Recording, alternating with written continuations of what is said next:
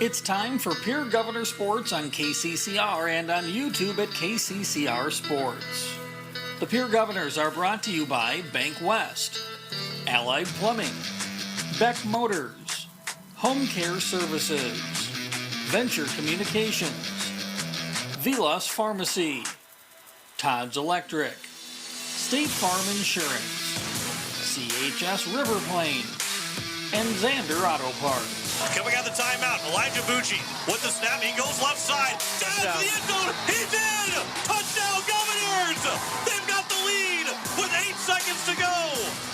And by Wheelhouse Auto Body, Slumberland, SD Savin, Shane's Pharmacy, Kathy Sunshine Properties, Capital City Ford, Lincoln, and Toyota, First Fidelity Bank, Country Carpet and Flooring, and Dakota Sprinkler and Landscaping. This will be tapped over. See if the Governors again can take advantage of Waldron set for Cronin. There's your win.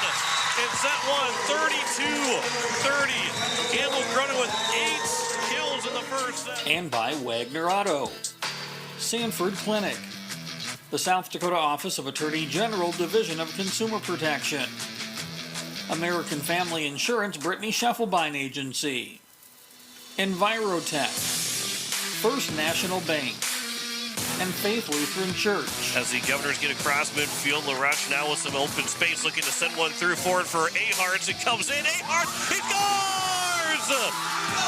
Keith Aharts from LaRush, and it's a 1-0 lead. And by Cougar Climate Systems, River Bottom Sanitation, Rising Hope Counseling, Pizza Ranch, Olson Plumbing, Dakota Storm Roofing, Ferding Electric, James Valley Landscaping, Lamb Motors, May Adam, and First Dakota National Bank. Sheldon will lose the ball. The Pierre Governors, they fall on it. They're going to the dome. The Governors score with 8 seconds remaining, and they win it 14-9. And by Oahe Federal Credit Union, Missouri River Dentistry, Cougar Contracting, Karsten Erickson Roofing, Gales Gas, Edward Jones Financial, and First United Methodist Church. And now to the booth with the call of the game and the voice of the Pierre Governors, John Winkler. And a good evening as we welcome you here to Hollister Field for the closing game of the regular season. The Pierre Governors will look to go to 6-3 on the year. The Douglas Patriots come in at 0-8. John Winkler alongside Blake Dean here this evening. And Blake, this is going to be a tough game for the Governors in multi-different facets, and some of it is going to be beyond the X's and O's of what this game is. Douglas, to not sugarcoat it, Douglas has struggled throughout the entire season. They have scored just 26 points through 8 games. They've not been able. They've only maybe one time that they've stayed under 35 points in the loss. So when you look at this is going to be a game where probably going to be where the Governors are going to be able to get a running clock going in the second half, be able to get different guys in, but it's going to be, you have to be ready for the playoffs next week. And that one of those challenges is not getting 2 guys out too early, not leaving guys too long in, making sure guys stay healthy, and making sure you get everybody a chance to still be focused on this game, because could be a lot of distractions in a game like this. Yeah, you're right. This is a game where you want to see as many bodies on the field as you can if you're the Pierre Governors, because you want to see not only what you have, for the rest of the season, the playoffs this year, but maybe kind of a glimpse into the future of what could be in the years to come, and give those kids some opportunity to get some varsity playing time as well. Now, you look at the flip side. To your point, Douglas comes in averaging just over 3 points per game. If you divide 26 through 8 games, it's just over 3 points a game. So, like you said, they have struggled this year. It sounds like they've dealt with some injuries as well. So this is a team that, Pierre should, play well with. They should be able to compete well with, and, hopefully by the end of the night they'll come out with a W on the scoreboard. But at the end of the day, Pierre needs to do one of 2 things. Get as many guys on the field as you can to get experience, both, on this for the the starting unit to make sure that they're well in tune come playoff time, and then 2, get everybody out of here healthy, because that has been the mantra of the year so far. Multiple starters down on offense for the Governors coming into this ball game tonight. Some of whom have been lost for the entire season, and this is a chance for a lot of guys to get into those roles and shine and see what you have, because next week is kind of the do or die week, so to speak, as we start to work towards playoffs, which start next Thursday. Yeah, the Governors will be without 3 offensive starters, as Carter Merrill is out out with the broken ankle and leg. Tucker Ott also out for the rest of the season. Bryson Wallman not playing in this game. So those 3 offensive linemen, Gage Stenson and Spencer Olivier, will be in the starting lineup on that offensive line side. And different guys that will be able to get in. There's freshmen that have been moved up since their freshman season's over. We're going to potentially see some freshmen, should be able to see some freshmen coming in this game as well. So this is an opportunity for the Governors to feel good about themselves going into the playoffs. But it becomes you don't want to overlook an opponent. The Douglas Patriots coming in here, that's still a formidable 11 AA team that will come in and take on the Governors. If you're focused on next week, Thursday, thankfully, one thing is that the Governors don't know who they're going to play until after the games. You might say, well, we could play this team, and we'll talk about who they could play, but you won't know until the end of the night tonight on who you're going to play, and then you never know what else might happen that you don't expect to happen. But this, you have to be ready for the Douglas Patriots tonight in this contest. You really do. This is a team that, you can't overlook anybody at the end of the day. That's why you play the games on the grass. You don't play the games on, simulated matchups or whatever it might be.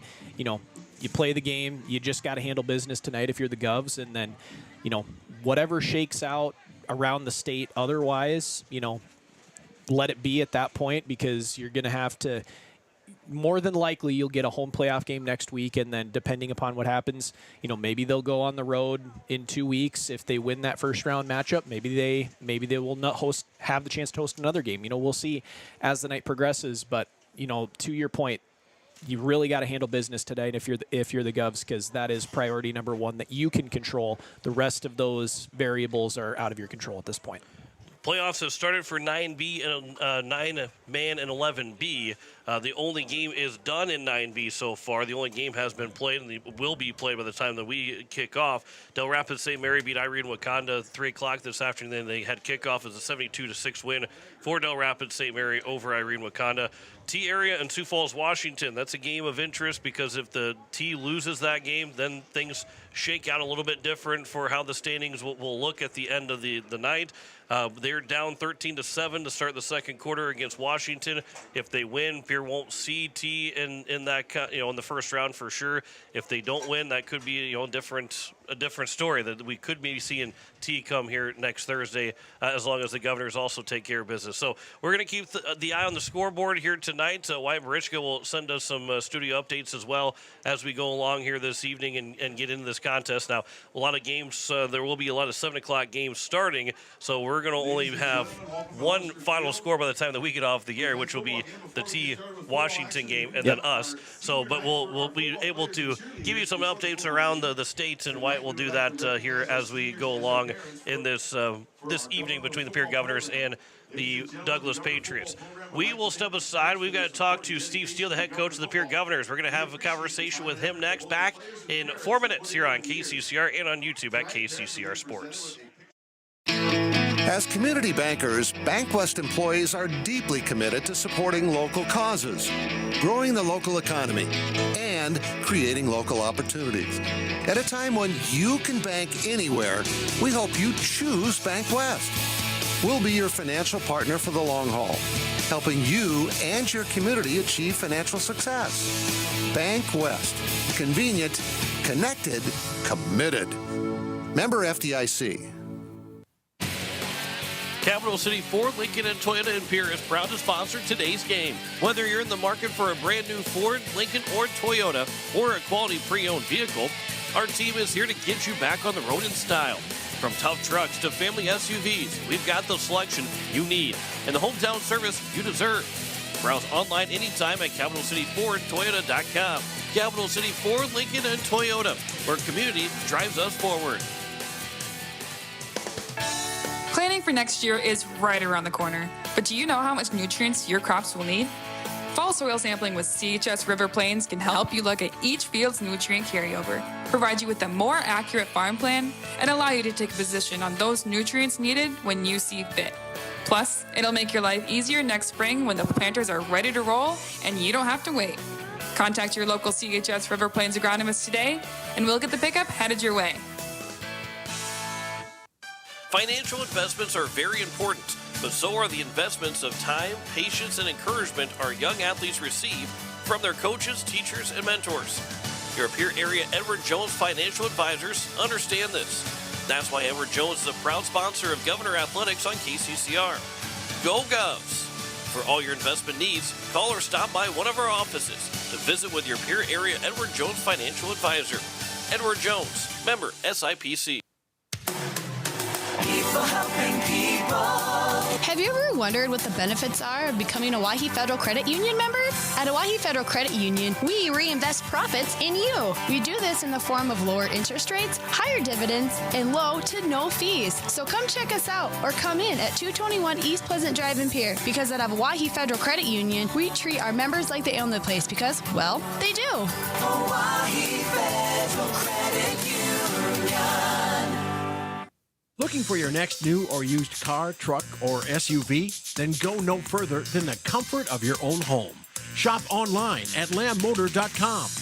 On lambmotor.com, you'll find the vehicles Lambs has in stock. You can schedule a test drive or your vehicle's next tune-up, all online. New or used, shop for it all online, anywhere you are. Lamb Motor has the right vehicle for you. Lamb Motor in Oneida and online, lambmotor.com.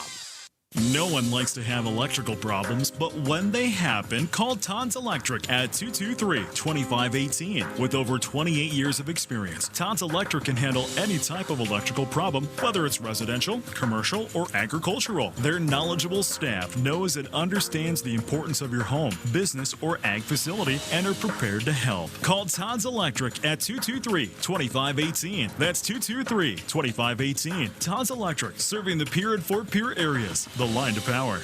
Is it time for a fresh look underfoot? Tired of worn-out carpets or outdated flooring? Then you need to visit Country Carpet and Flooring in Pierre. We're your local experts for every style, from plush carpets and durable laminates to elegant hardwoods and luxury vinyl. Discover hundreds of options from top-name brands, all with our friendly expert service. Visit Country Carpet and Flooring at 414 East Sioux Avenue in Pierre, or call us at 605-224-9297. Country Carpet and Flooring. Your floor, your style, our expertise. As we welcome you back to the pregame show here on KCCR and on YouTube at KCCR Sports. Joining me is Coach Steve Steele of the Pierre Governors as they take on the Douglas Patriots coming up here in just a little bit. And, Coach, you come in, final game of the regular season here. Let's go back to last Friday, though, against Spearfish, down 21-0. You had multiple injuries on the same play in that first quarter, down 21-0, and you find a way to get a 45-28 win. Not just barely win the game, you really dominated after that. And the guys that came in and, played different positions and moved into spots for those guys that were injured, how big of a team win is that when you got to digest it and got to look at film? How big of a team win was that on week 8 of the season? Yeah, I mean it was a major turning point in a lot of ways. Again, because you're faced with every opportunity to tank. That game you're faced with every possible reason you can find to kind of just cash in that game and move on and hope you can put pieces back together. But the guys did an incredible job responding, moving around, stepping up and making the plays they're able to make, whether it was a guy that came in fresh off the bench for a new role or having to maneuver positions around. And, I think there was a lot of momentum that we actually gained out of that game just because of the response of the team as a whole. And, you move into this Friday's game, or this Thursday's game, tonight's game against Douglas to wrap up the regular season, and a lot of challenges for this game. Douglas is a team that has struggled to win over the last couple of years. They haven't scored a whole lot of points throughout this season, and the balance of making sure guys stay healthy, making sure you get the win, the reps that they need to be in, and, if things all go into plan, you're going to get guys a lot of different guys into the game throughout this entire night tonight. I don't necessarily would say that's the goal, but probably is something that's on the mind of the coaching staff. But there's a lot that goes into this game to make sure all those pieces end up being in the right spot so you do feel good going into the playoffs next Thursday. Yeah, I think that there's a lot of ways that we're going to measure success this week. Obviously you've got to take care of business. You've got to get the win. But at the same point, just with the amount of shuffling we've had to do this last week, it's going to be a little bit more important to make sure we get the appropriate reps that we need just for everybody to kind of take another step forward and progress schematically and, build that chemistry with some of the new guys in positions. But then, I think it's a great opportunity for us to hopefully get some new faces in there, get some guys some opportunities to play that maybe haven't gotten a ton of opportunities because, you saw it last Friday. Some of the people that we have that aren't playing a ton right now are really good, and when they get their opportunity, hopefully they have that spark and they want to go and look really good too. And, like I said, the more people that we can get comfortable getting in the game is only going to pay off over this stretch run here. And you mentioned it too, those guys that came in that hadn't got a lot of playing time and looked good last Friday, especially, after those several injuries. And you have a game like tonight where, a lot of these second and third string guys, they understand what film looks like. They understand what the record is. They know that they're not starting, but they've got to be chomping at the bit for a chance to get on the varsity field tonight. And, that's got to be exciting for coaches to see maybe in practice. Not that they haven't been going hard all season, but maybe a little extra pep in their step, knowing that they got a chance to be on the field and wanting to make it. Because you never know when a guy gets on the field tonight for the first time, if that's the case, that they can be useful in the playoffs. They're not just on the field for tonight. They could be on the field in all three games of the playoffs. And a game like today, as long as things go in the order that you want to see, there's a lot of guys that could be a benefactor from a game like tonight in the playoffs. Yeah, it's just it's an easy way for guys to prove themselves and to earn more reps. We said this is it's an audition for a lot of those guys that are going to get that opportunity today. Obviously we've got to get our starters in to take care of business for those guys, but there's other ones where we're kind of just trying some different looks, and it's a really good audition for those guys to show us what they've got, and for us to kind of see what pieces we have that we can maybe shuffle around as we enter the playoffs here. So it'll be a really exciting night for a lot of those guys. It's just totally different when you get to go and play Thursday night lights, I guess, right, this week. But it's just a different atmosphere when you're able to go and play under the lights and in front of the big crowd, as opposed to some of the sub-varsity games, which are usually a little earlier in the day and, obviously lesser crowd. And getting ready for the playoffs and getting an opportunity to be in the playoffs next week. Being at home to wrap up the regular season, and then you start your film work and start getting ready for your opponent on Friday tomorrow. How nice is it to be at home for guys to whether it's a day off on Friday and get to work on Saturday, or you have a light day on Friday, that guys are going to be able to get to bed early tonight and start your prep for the playoffs. Again, because you can't control where your regular season ends. You can control where you're going to be at, somewhat being on the road or at home to first round of the playoffs. But being able to turn around Friday, maybe get some light film or whatever it might be, how nice is it to be at home tonight? It's nice. Obviously it lets you get up tomorrow morning early and handle your film. Not that you couldn't do that on the road, but it's a shorter night when that happens. So, kind of the way we'll get up and we'll kind of take a first look Friday morning on, who we've got. Obviously we have a couple people we could be playing still at this point, but we'll know after the night's over. And we'll kind of get a first look at it, kind of turn our mind over to them, and then, get ready to attack next week and hopefully earn another game. And these seniors get, obviously as long as you get a win, you're going to be at home next Thursday for the playoffs. But knowing that this is the last regular season home game of senior night and an opportunity, these seniors have meant a lot to this Pierre Governor group. What kind of stands out about these seniors? Yeah, these guys have done a really good job continuing to just be the standard bearers. I think that's definitely always a challenge. Again, we've had a lot of success here, and they've done a great job continuing that. And we're obviously very close to where we want to be. we know that it's within reach, and they're excited to go earn it. And these guys, it's been a little bit of a smaller class than we've had a couple times over the years, but they've done a really good job of just continuing to uphold what it means to be Governor football family, and we're excited to honor these guys here tonight, and then hopefully get 3 more weeks with them. Absolutely. And coming up tonight, again, Pierre and Douglas, biggest key for the Governors to make sure they get the win against Douglas tonight. Yeah, we just got to make sure we come out, we execute, and we've got to have our standard be the standard. If we can do that and get the work in that we need, that'll be what we need to do tonight. Coach, appreciate the time as always. Talk to you in the postgame show. Thanks, John. That's head coach Steve Steele, the Pierre Governors, back with more of the pregame show next here on KCCR and on YouTube at KCCR Sports. Have you assessed your roof at your home or business? Dakota Storm Roofing and Gutters can help. Since 2010, Dakota Storm Roofing and Gutters has been helping their customers in Pierre, Fort Pierre, and all surrounding areas. With over 20 years' experience, the professionals at Dakota Storm Roofing and Gutters know how to get the job done. Specializing in all types of roofing, they'll make sure to find the right fit for you and your home. Give them a call at 605-280-9794 or get a free quote on their website at dakotastormroofing.com. Dakota Storm Roofing and Gutters. Reliable roofing for your peace of mind. With any dream, the wind won't always be at your back. The sun won't always be shining, and some rain is going to fall. American Family Insurance is like a good, solid roof that you can trust to protect your biggest dreams. With plans that could save you up to 23% when you bundle your home and auto. Also, you can continue to dream fearlessly, no matter what comes your way. American Family Insurance. Visit mfam.com to learn how discounts may apply to you. American Family Mutual Insurance Company assigned its operating company, 6000 American Parkway, Madison, Wisconsin. Contact the Brittany Shufflebind Agency, LLC, 224-6627. Building a home. It's the biggest investment most of us make in a lifetime. Not to mention, it's a decision that, well, you pretty much live with day and night. The quality of the workmanship stares back at you like a reflection. It also affects the value of your investment. Choosing the right contractor is critical. Kruger Contracting is that contractor. Call 222-2523. Quality workmanship and materials completed on time. Kruger Contracting. In a word, quality. Call 222-2523.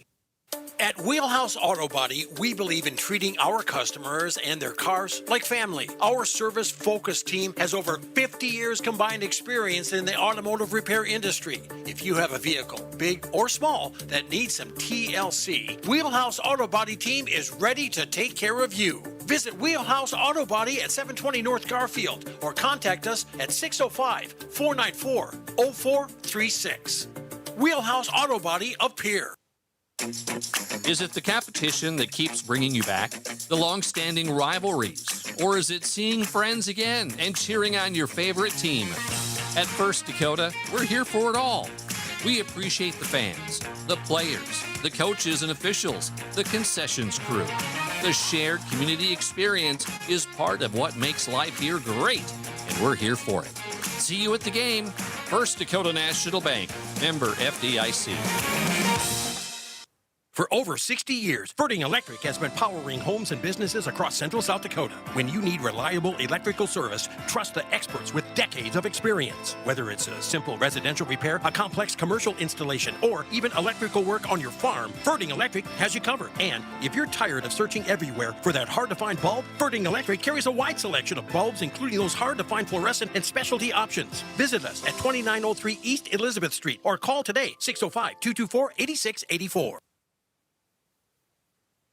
Venture Communications has deep roots in rural South Dakota. Venture now proudly provides fiber to the home with 100% of our customers, enabling them to enjoy super fast and reliable internet connections. We'd like the opportunity to keep you in touch with the people and resources that matter most. 100% fiber and 100% committed to rural South Dakota. Call Venture Communications today at 605-852-2224, 605-852-2224, or online at venturecom.net.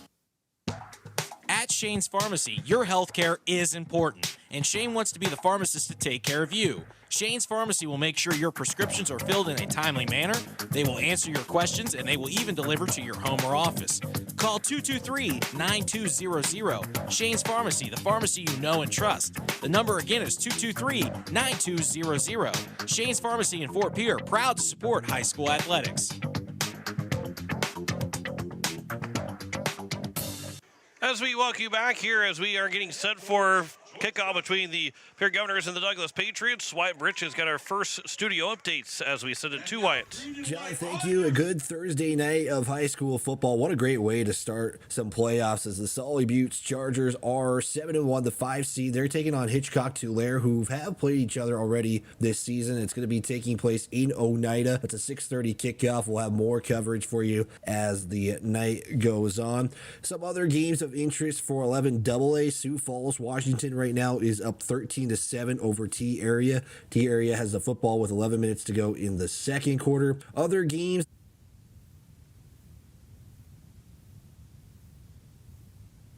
Jonathan.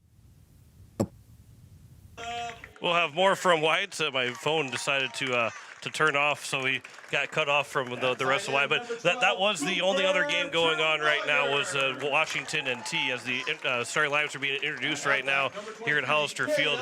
But Blake, again, we're going to scoreboard watch tonight. Wyatt's going to have updates as we go along throughout the evening as well.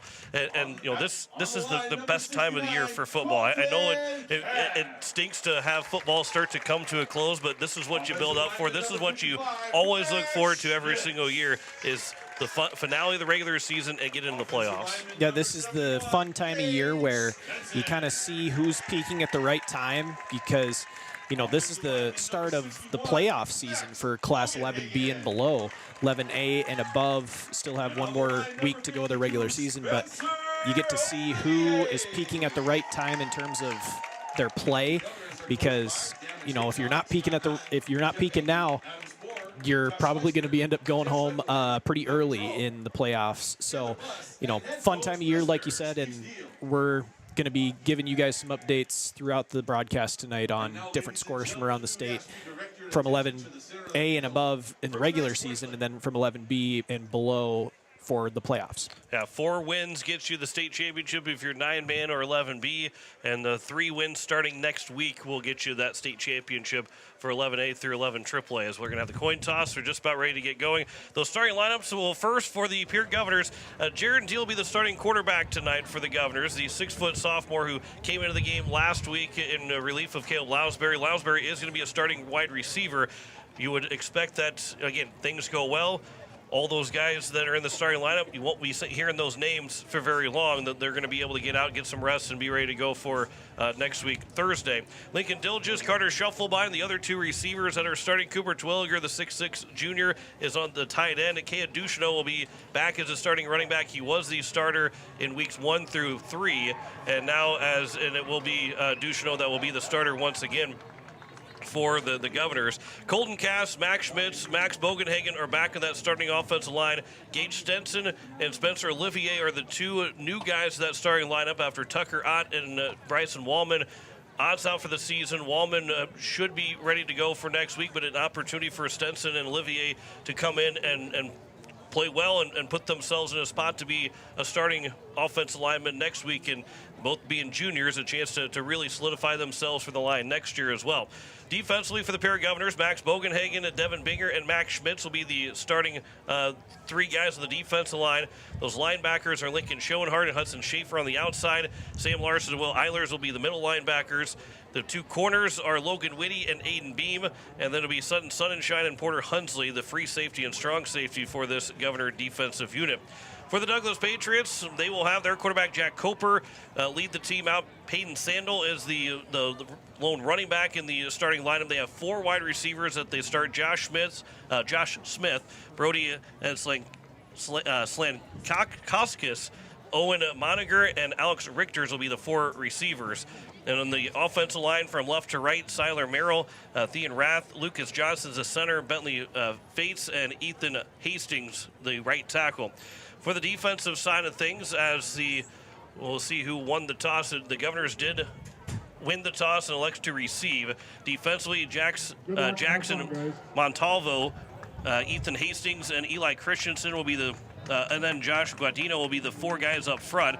Carson Hicks, Peyton Sandel, and Caleb Allen will be the 3 linebackers. The 2 corners are Hunter Frericks, Alex Richters, and the safeties are Jack Coper and Brody Slankoskis. As doing the kickoff will be Slankoskis. as the Governors will be the first one to receive. It is 6 o'clock at KCCR Pierre Riverfront Broadcasting Station. We're glad you're with us here on the final game of the regular season. Hollister Field, as long as the Governors get a win here tonight, it will be used again next week, Thursday, for the first round of the playoffs, and then you have to wait and see. We'll have to see how the things go tonight. If the Governors could jump to the 2 seed, but that would require Yankton to lose. Only Yankton. If Huron loses, it doesn't matter for Pierce's sake. They will not move up to the number 2 seed if it's just Huron. And then it will be if Yankton loses, they can move up. Otherwise, they'll stay at the number 3 seed with a win, and then we'll go from there, and it will be a fun 11 AA is wide open. There's not a team that you would say I'd rather face in the first round than any other team. It's going to be tough all the way through, but the Pierre Governors know that they can be hosting that first round with the win here tonight. So Jaron Deal, Carter Scheffelbein, as well as also Hudson Stocher are the 3 guys back deep to return, as Slankowskis will kick this one away, and we are underway. It'll go towards the sideline on that far side. Deal will pick it up inside the 15-yard line. He gets out to the 20, cuts up the middle of the field. He's out to the 25, stays on his feet to the 40-yard line, near the 40-yard line before he's driven down. And Pierre will have a good field position to start things out. And it will be right around the 36-yard line is where they will spot Deal on that return, and it is the Pierre Governor football. Jaron Deal last week, nearly 500 all-purpose yards. As Caleb Lounsbury is actually the first guy that's going to take snaps here, as Deal was listed as the starting quarterback, but Lounsbury will be the first one to take snaps here. Kate Ducheneau in the backfield, 2 receivers here on the near side. The senior Lounsbury will toss it for Ducheneau. Now they'll go end around as they'll go to Scheffelbein. And Scheffelbein here, the nearest side, has got plenty of space. He's out of the 45, stays on his feet, back to the 45, the Douglas Patriots. Into the 40, crossing over to the far side of the field now. He's running a long way, out to the 35, big block for the Governors, out to the 20. He will dive at the 15-yard line, and that's a long way to go for Carter Scheffelbein, and he's down at the Douglas 15. And they are in the red zone of the first play. What a run by Scheffelbein. He was coming to the near side he was started on the far side of the field on the end around, came around to the near side, and then took it back to across the field to the far side of the field, picked up some huge blocks. Kea Ducheneau laid out a Douglas Patriot, and that almost sprung Scheffelbein for a touchdown, but nice stop there by number 73 and Ethan Hastings. Here's a toss right side for Ducheneau. He's out to the 10, cuts it back at the 5, and he's down inside the 5-yard line for a first down. His first and goal for the Governors. Just 1 minute into this contest, as it'll be a gain of about 12 to around the 3-yard line. As Ducheneau will get his first run. 64 yards on the run for Scheffelbein, 12 yards for Ducheneau. And it's first and goal from around the 3 here for the Governors with 10:55 to go in the first quarter. Lounsbury will take the pistol formation snap, hands it off for Ducheneau, and he will get to the goal line. He'll dive in, and he is going to be at the 1-yard line.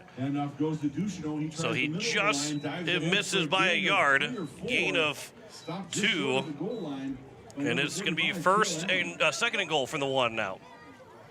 Yeah, tough sledding there from Kea. I think they're probably just going to continue to run the ball because this offensive line's looking really good so far. Lounsbury again gets the snap, hands it off for Ducheneau, and he will get in for to the end zone for a touchdown, and the Governors are on the board early on. Just a minute and 40 seconds into the ball game, and Kea Ducheneau makes it 6-0, and it'll be an opportunity here for Carter Templeton to try and make it 7-0. Yeah, nice job of running behind that right side of the line by Kea.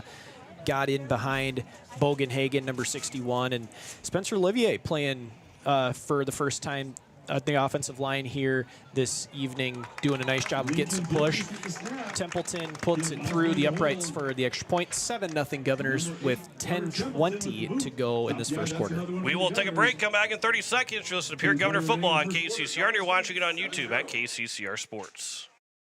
The lawyers at the May Adam Law Firm in Pierre know how important your families are to you. If you've been putting off getting your affairs in order, know that the May Adam Law Firm is available to counsel you through your questions and help you get the documents in place so that you've made your loved ones secure. Call them at 224-8803 and they can chat with you about how to document your concerns and care for your family. We're all in this together, and the May Adam Law Firm is ready and able to help. So it's just a 4-play drive that took a total of 64 yards, and it went for a minute and 40 seconds. And the Pierre Governors get a 1-yard touchdown run from Kea Ducheneau, and the Govs are right on top already. That is for Ducheneau. That is his second touchdown rush of the season. And Pierre strikes early. We'll see how often they strike as well, as Jacoby LaRush will be the one to kick this one away for the Governors. Back deep will be Josh Smith and Cale Allen with a 7-0 lead in the American Family Insurance Brittany Shufflebine scoreboard. Here's the kickoff from LaRush. It'll be a short kick, bouncing, and it will be the Governors that will fall on top of it. Aiden Beam will get it at the 30-yard line, and so it quickly goes right back to Pierre. Once it goes 10 yards, it's not the NFL where you can have, whatever it might be that you have to go a certain distance. As soon as it's 10 yards, it is live, and the Governors jump on it, and they have it for a second drive here with 10:19 remaining in the first quarter. Yeah, Aiden Beam just came flying down from his gunner spot, and that was kind of a pooch kick there from LaRush. And Owen Moniger was the closest guy to it for Douglas, and he did not catch it in the air. Instead, he tries to play it off the bounce, and Aiden Beam gets there first. So first down Govs instead of first down Patriots. Jaron Deal will throw as he's the quarterback for Cooper Twilliger. That's just over the top of the head of Twilliger, and it falls incomplete. So Deal now the quarterback in the second drive.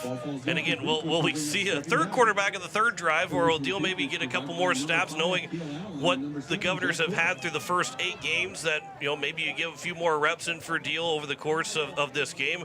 We'll see how they want to play this one overall, but that will be, we'll see what happens, how long that Jaron Deal stays as the quarterback in this contest. So we'll see how much he throws as well in this contest.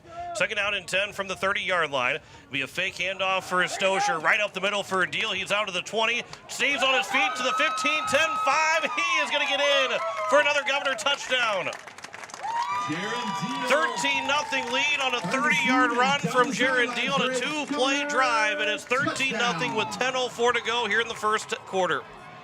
Jaron Deal has been so explosive over the last 2 weeks, John. He comes in against Spearfish and, like you said, almost basically puts up 500 scrimmage yards by himself. 200 yards passing, 200-plus yards passing, 200 yards rushing. Just an absolute spark that he has provided to this Governor offense, putting him back there at quarterback. Kick through the uprights by Templeton is good. 14-0 Govs after the 30-yard scamper by Jaron Deal. So it is a 14-0 lead. Back in 30 seconds. You're listening to Pierre Governor Football on KCCR, and you're watching it on YouTube at KCCR Sports. Inheritance, romance, and investment scams continue to plague South Dakotans with high dollar amount losses. They prey on vulnerable adults and swindle consumers out of their funds. Scammers befriend the victim, making it difficult for them to see the reality of what's happening. If you have a loved one susceptible to this type of scam, sit down and talk with them about these issues before it happens to them. If you or a loved one have been scammed in this manner, please reach out to the South Dakota Office of Attorney General's Consumer Protection Division at 800-300-1986. As we welcome you back here, it is a 14-0 lead on the American Family Insurance Brittany Shufflebine scoreboard as the Governors with a 2-play, 30-yard drive. Jaron Deal gets a 30-yard touchdown run, and it is a 14-0 lead here for the Governors on the American Family Insurance Brittany Shufflebine scoreboard.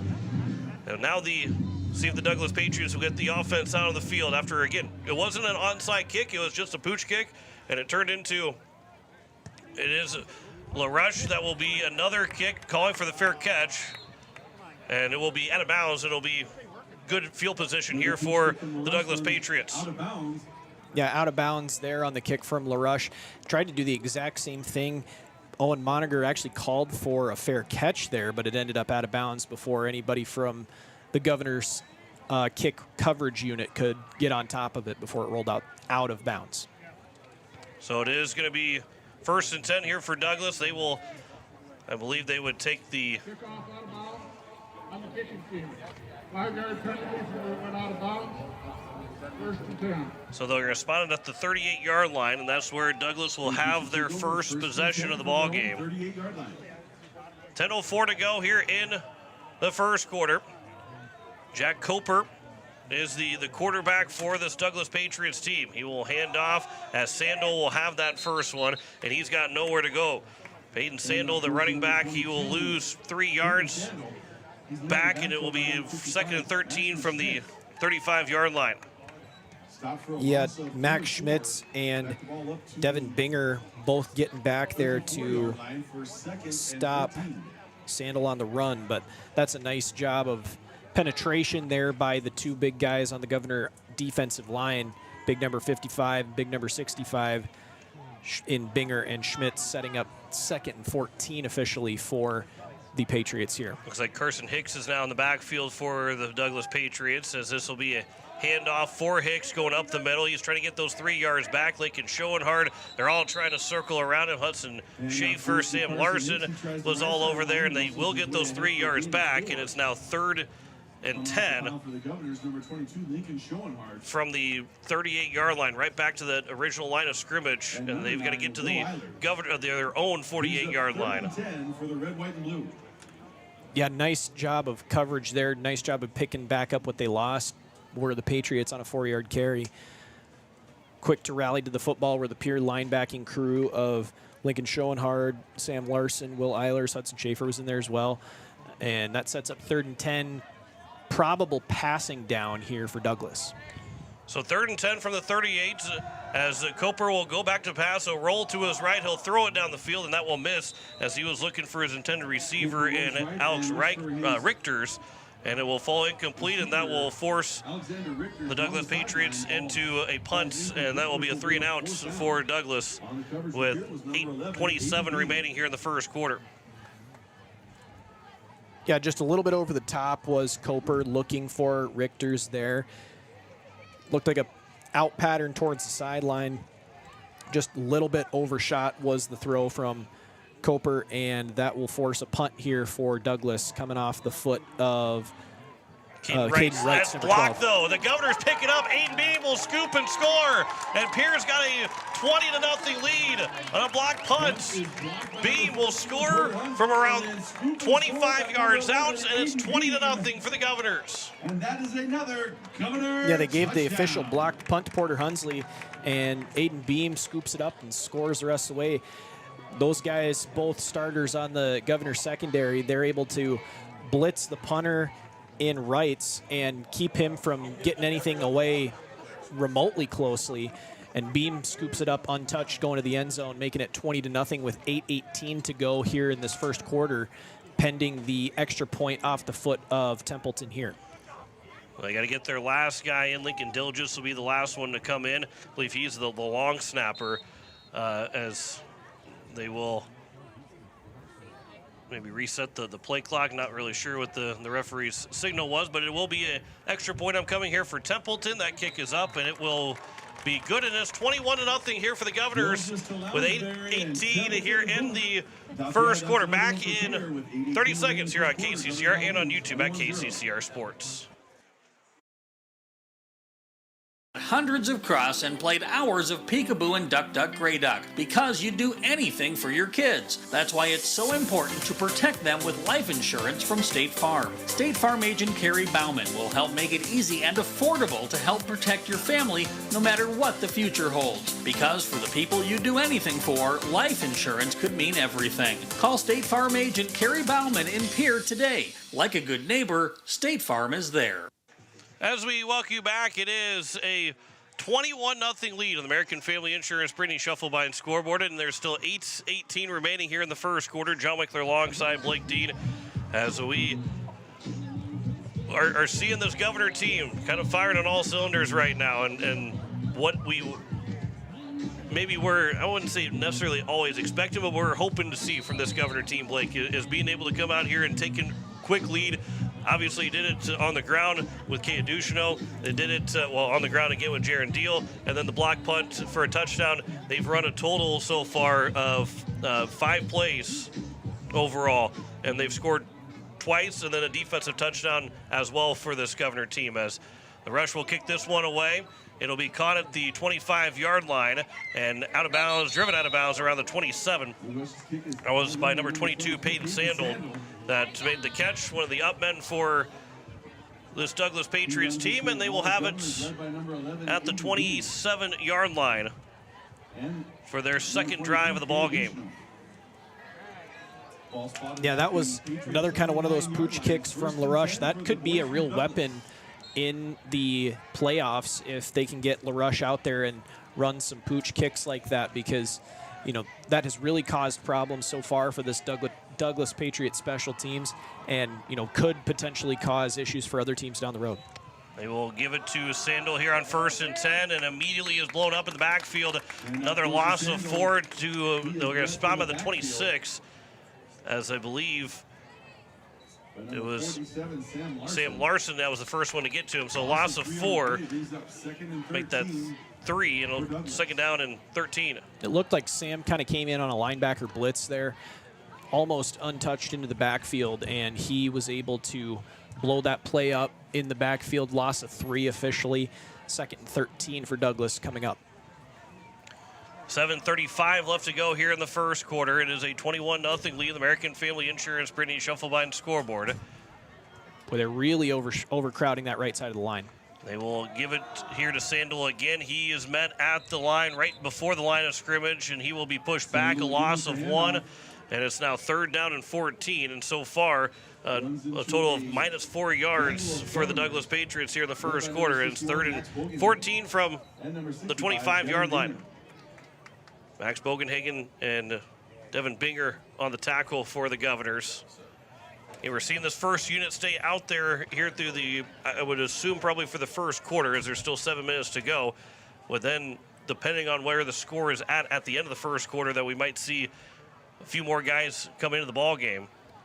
As this will be Coper back to pass. He'll roll out to his left, still rolling. Now he'll throw down the field. It's intercepted by Lincoln Schoenhard at the 25 to the 20. And Schoenhard will be upended, and the Governors will have short field again at the 18-yard line as Schoenhard gets the interception.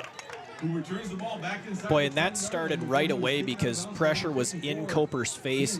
I couldn't tell if it was by Binger or Bogenhagen. Regardless, forces Coper to make a throw. Lincoln Schoenhard was sitting back in coverage, and he's able to pick it off, and actually on the return ran over number 54 Thean Rath, and that sets up shop for the Govs 1st and 10 from the 18-yard line of the Patriots. So Jaron Deal again, still the quarterback here for the Governors, as he'll look to pass. He'll throw over. The catch is made by Caleb Lounsbury, and that's a new wrinkle for the Governors, as he will get to the 15-yard line. And the first catch, gain of 3 for Lounsbury.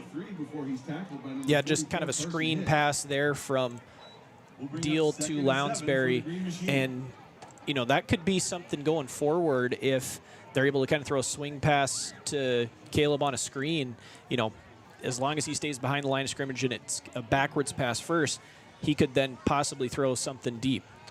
Deal will throw here the near side as Schuffelbein with the catch. He'll make one man miss on a stiff arm. He's right in the middle of the field. He will scamper his way into the end zone for a touchdown.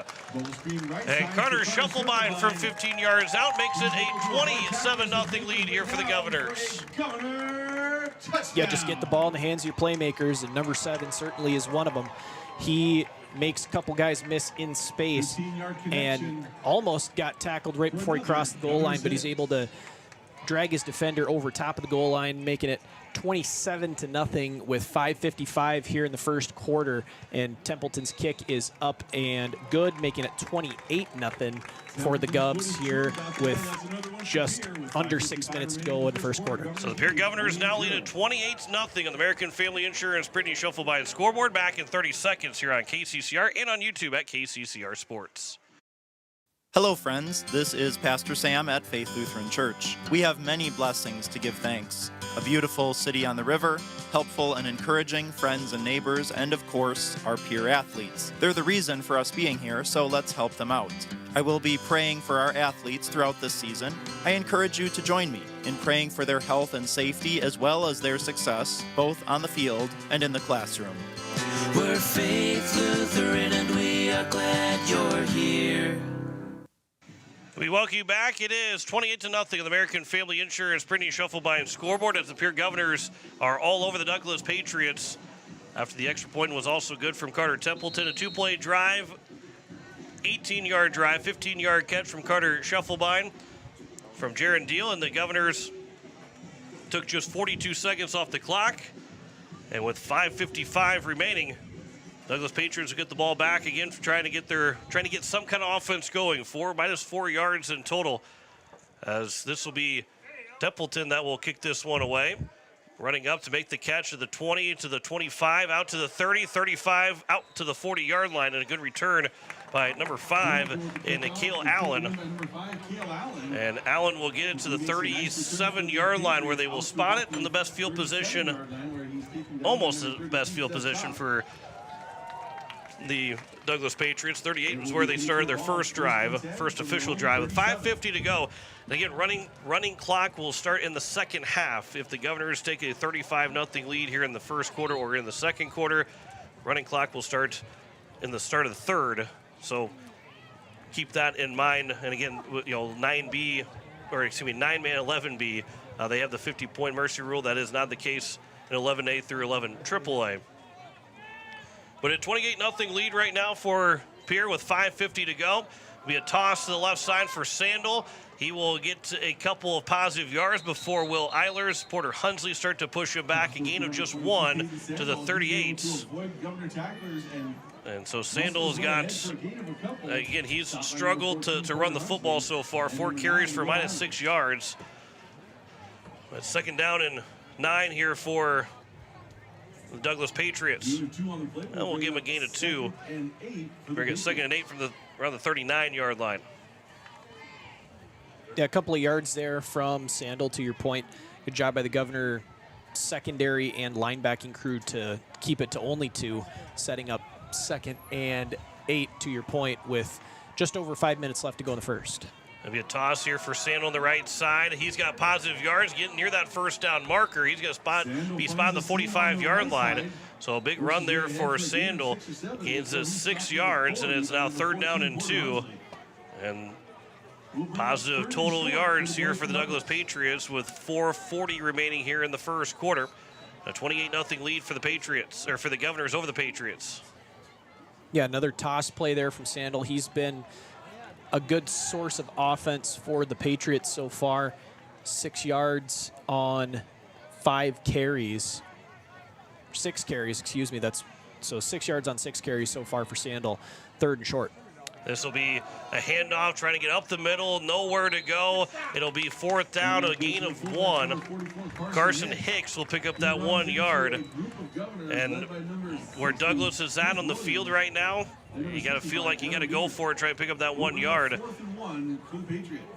Not that, this game's starting to get out of reach here in the first quarter for Douglas, and a team that has struggled to score has to find some kind of offense in their final game, and they're going to go for it on 4th and 1 from their own 44-yard line. 3:45 remaining here in the first quarter. Under center will be Coper. Will he try to sneak it maybe? Coper will get the snap. He'll fake it to the right to the fullback and then get Sandel for a first down as he will get to the 49-yard line. Gain of 5, and it's a first down for the Douglas Patriots as they cross midfield into Governor territory. So now 6 yards on 6 carries for Peyton Sandel overall as he is into positive territory.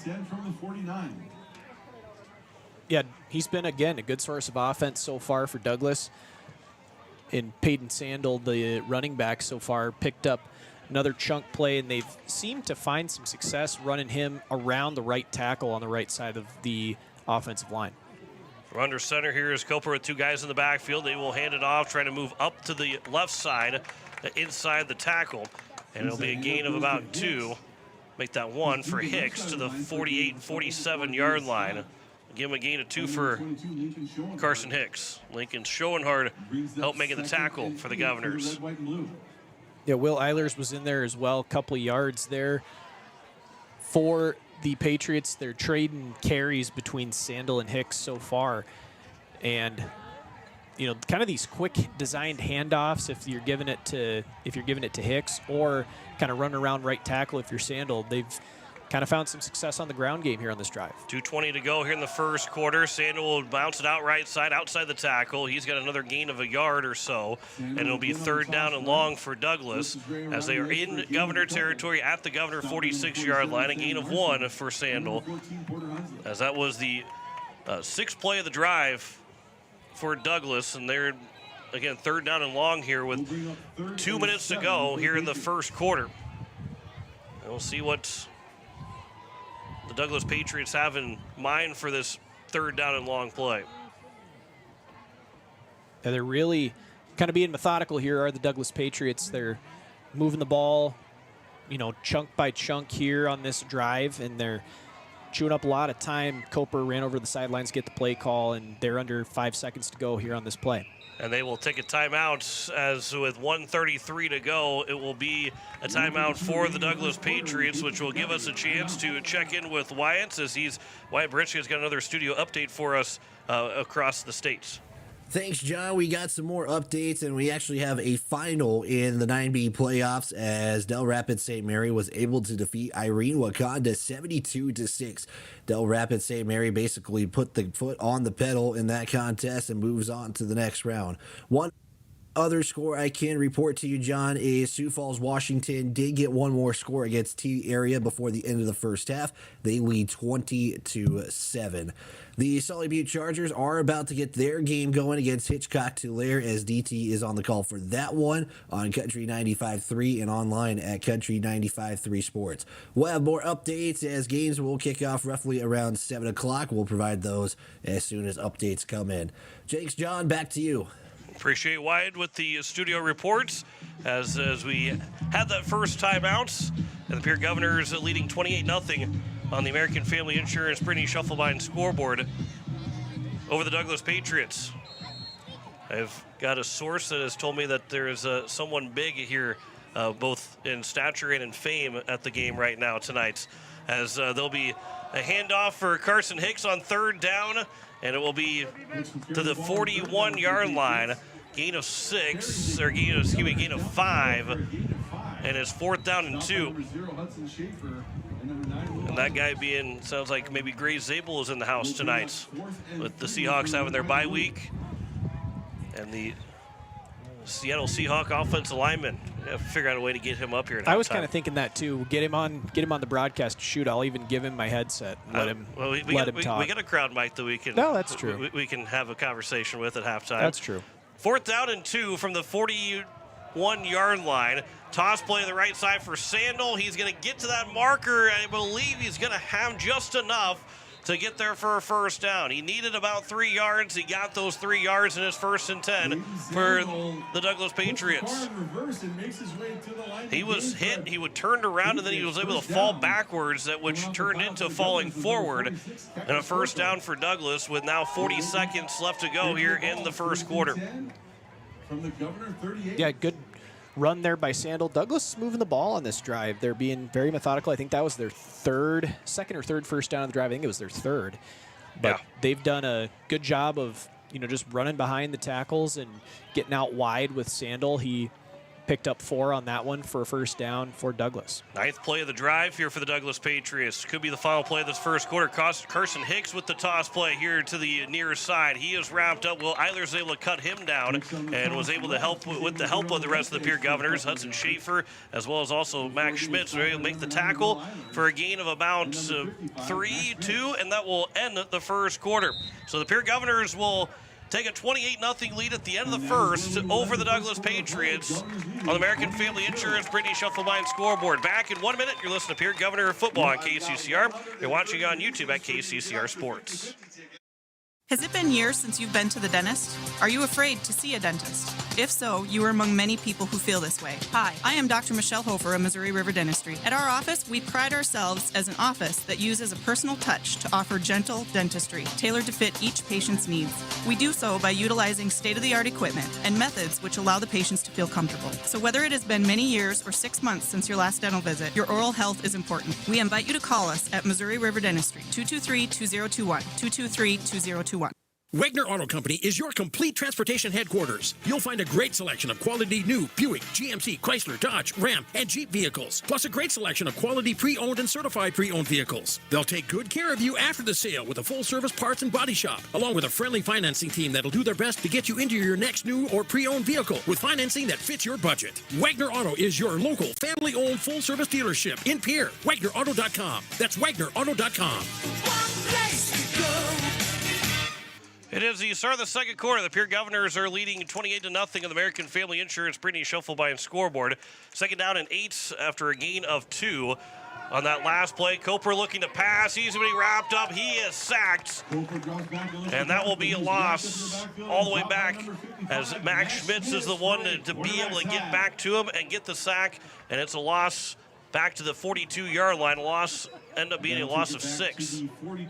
Max Schmitz has done a great job all season, John, of getting into the backfield, being disruptive and making plays. And you saw that right there from the junior, standing 6'3", listed at 230 pounds in your program. He is able to get to Coper in the backfield, wrap him up behind the line of scrimmage, and throw him to the natural grass here at Hollister Field, setting up 3rd and 14 for the Patriots. 11th play of the drive here for the Douglas Patriots, as Coper will throw down the middle. That will be intercepted, and that will end the drive, as the Governors will pick up another turnover, as that was going to be looking sun and shine. Sun and shine that will get the interception, and the Governors will take over at their own 38-yard line.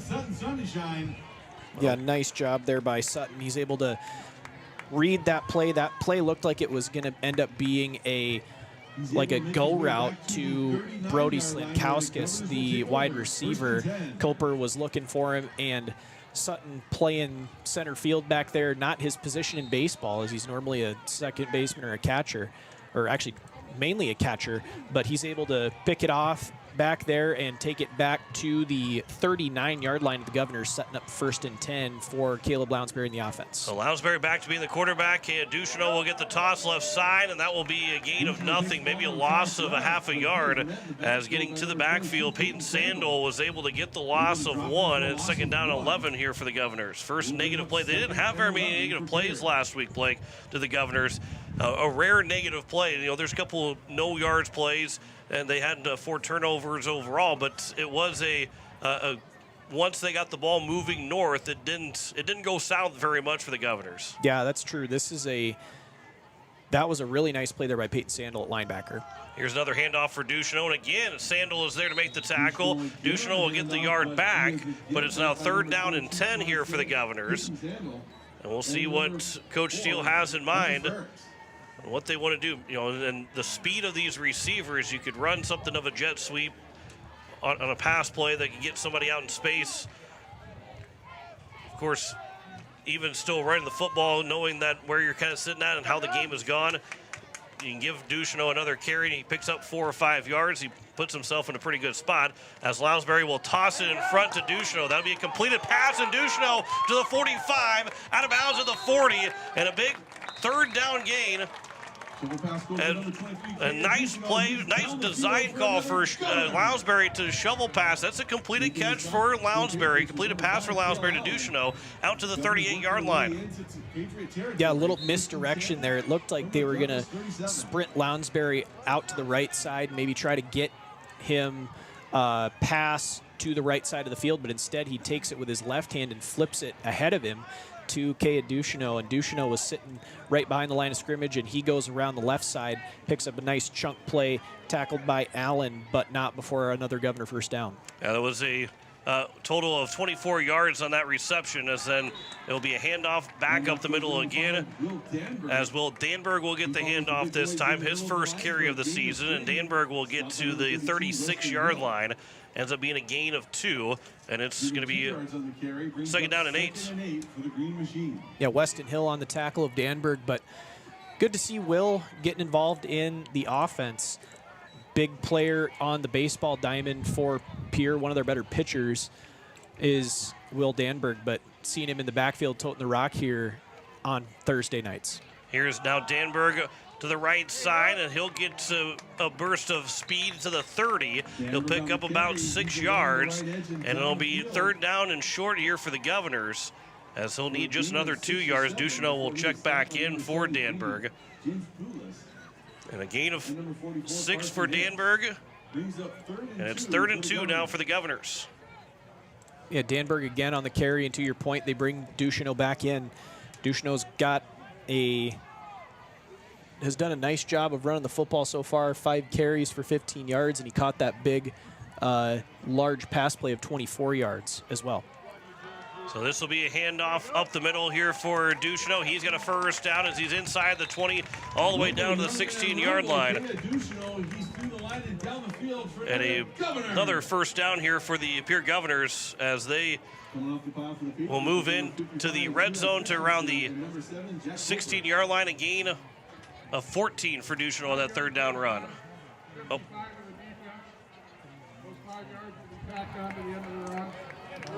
So first penalty of the ball game. I guess technically the first offensive defense penalty. There was a special teams penalty, but Ducheneau will get the 14 yards. And then they will add another 5 yards to the end of that play.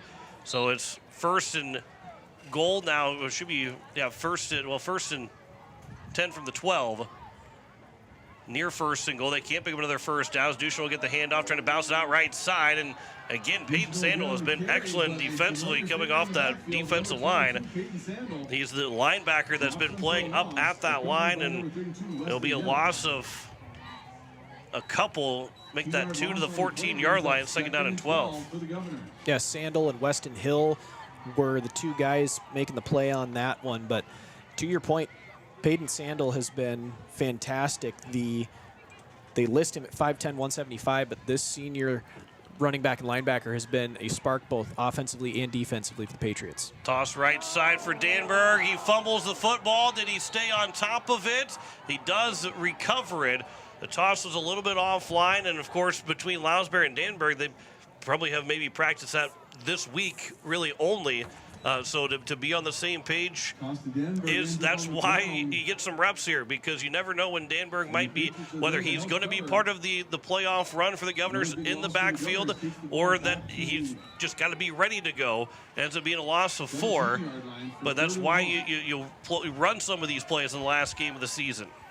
Yeah, absolutely. And the guy that was right there was Jackson Montalvo, the senior, making the play there. Jaron Deal is now at quarterback as he looks to pass. He'll throw to Williger. Will make the catch, make that Dilgis that made the catch. And it will be a 4th down here for the Governors, and we'll see if maybe the kicking unit comes out. Lincoln Dilgis makes the catch, his first catch of the night, and they will trot out the field goal units as they got to around the 10-yard line. So turns into a gain of 8. And it's Carter Templeton on for the field goal here. And we'll see what Templeton is able to do on what will end up being about a 26-yard field goal. Snap is going to be good. Templeton's kick is a line drive kick, and it'll be no good. And so the Governors don't get the field goal with 5:59 to go, and Douglas will take back over at their own 20. Should be at the 20-yard line for their next drive. Yeah, just a miss hit there from Templeton. He was looking to get some air under that ball, but I think just put his foot on the ball a little bit too high, and that ends up being a line drive kick instead of the nice arcer that we have been so used to seeing him kick on extra points, and ends up being no good wide left and low. But that'll set up the Patriots 1st and 10 from their approximately right at the 20-yard line. Yeah, here, because of where the field goal was, they end up putting it to the 20-yard line. So they give him basically like a touchback would be on a punt. 5:59 to go here in the first half. It'll be a toss play to the right side, cut it back up the middle, and a big hit from Peyton Sandel trying to run through, I believe, a sudden sun and shine.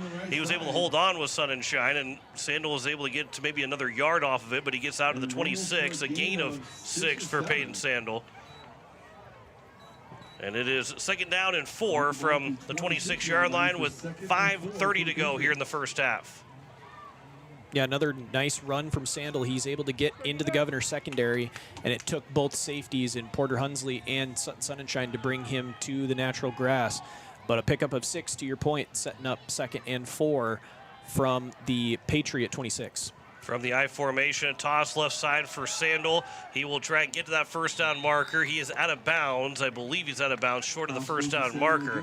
So the clock will stop, and they will, he'll be short of the 30-yard line and gain of, end up being, let's see where they spot the ball, gain of 2 to the 28-yard line. And third down and 2 here for the Douglas Patriots. They were able to have a long drive that ended up being a 11-play drive that ended up being an interception.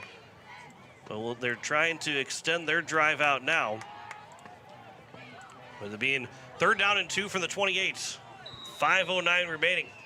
And a timeout taken by the Douglas Patriots. This is a big drive here for Douglas. Again, they had some momentum going, did the Douglas Patriots, in that last drive. They obviously ended up throwing an interception, got third down long, and it's a Patriots team that doesn't like to, no team really likes to feel comfortable beyond the chains, but this team really has to be third and short to feel like their offense can continue to move forward down the field. Yeah, absolutely. This is a team that is built on running the football. You really haven't seen them try to throw a whole lot with Jack Coper back there, maybe just a couple of passes so far. But, if you can get Peyton Sandel running with a head of steam down the field, they've moved the ball pretty effectively against this Governor defense. And that's what they've tried to do so far here on this drive. They've been very methodical, picking up chunk play after chunk play. And, that's essentially what my guess would be with what they would run here on this third down play is they're going to want to try and pick up as many yards as they can, try to stay ahead of the sticks, keep things moving rather than trying to throw a pass here. 5:09 to go here in the first half. Out of the second timeout for the Douglas Patriots. Third down and 2. Toss right side for Sandel. And he will get the first down as he gets to the 31. And it'll be first and 10, a gain of 3. And they've got the Douglas Patriots on their third play of the drive. Will get the first down and will move the sticks again. Yeah, just another play where they give the ball to Sandel and he's able to run very, very hard down the middle of the field and pick up another Patriot first down. He's been the source of offense and the source of optimism so far for the Patriots on offense, John, and on defense as well. 3 down linemen here for the for the Pierre Governors. Douglas Patriots will have from under center I formation. 4:35 remaining here in the first half. As the handoff will go up the middle, and Sandel's got nowhere to go this time. That defensive line is able to break through, and it will be no gain for Sandel on that run, and it's second down and 10. Really gone to Sandel. He's 21 yards on 12 carries for Peyton Sandel, 13 yards on 5 carries for Carson Hicks so far, and it has been 28 total yards of offense, only 23 in that first quarter for the Douglas Patriots.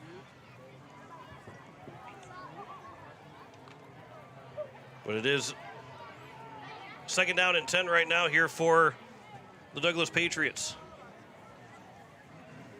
Second and 10 from the 31. 3:50 remaining here in the first half. Back to pass here is Coper. He's rolling to his right. He's going to look to try and pick up some yards. He got leveled by Porter Hunsley as he keeps flying out of a cannon at Hunsley. And Coper's got nowhere to go. He ends up losing 4 yards back to the 26-yard line, and it's third down and 14. Boy, Porter Hunsley with his hair on fire.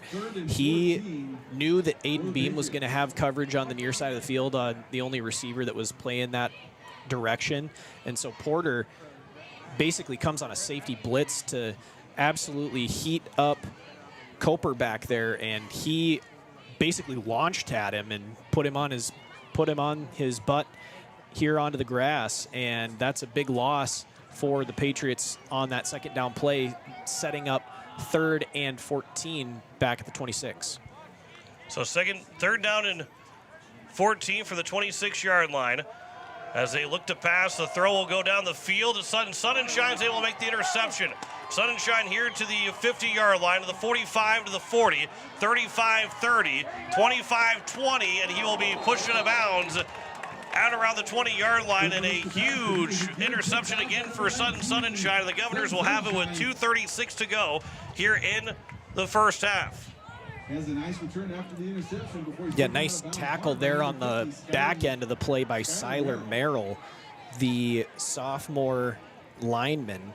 But to your point, another little bit of an overthrow there by Coper, and Sonnenshine's able to play center field again. Maybe they should start playing Sutton out in center field and switch him and Porter on the baseball field, John, because they have both made it look pretty effortless so far here tonight. I believe Sunshine has played right field a couple times. Oh, that's true. So he has some outfield experience. 2:36 remaining here for the Pierre Governors. As rolling to the right is Jaron Deal. He'll throw, looking for his man Shufflebein. He's inside the 10, near the goal line, and he's going to be just short of it, around the 2-yard line, with 2:24 to go here in the first half. Yeah, nice play rolling out from Deal on the bootleg. Carson Hicks made the stop of Shufflebein, but not before he is able to get there for the first down and set up first and goal for the Govs from the Patriot 4. So gain of about 10 or so, or about 12 or so, and there'll be a flag that will come up, and it'll be second down and goal from around the 9-yard line. So Shufflebein now with his second catch. He's got 27 yards in total. As they got to the 4-yard line, now backing up to the 9-yard line to be first and goal. And for the Governors with 2:23 left to go here in the first half, the Govs are trying to get themselves for an opportunity to take a 35-0 lead. And another flag will come in. 2:20 remaining. Another false start against the Governors. Good ball. False start. Number 6 for the offense. 5-yard penalty. So first and goal, from the 14-yard line.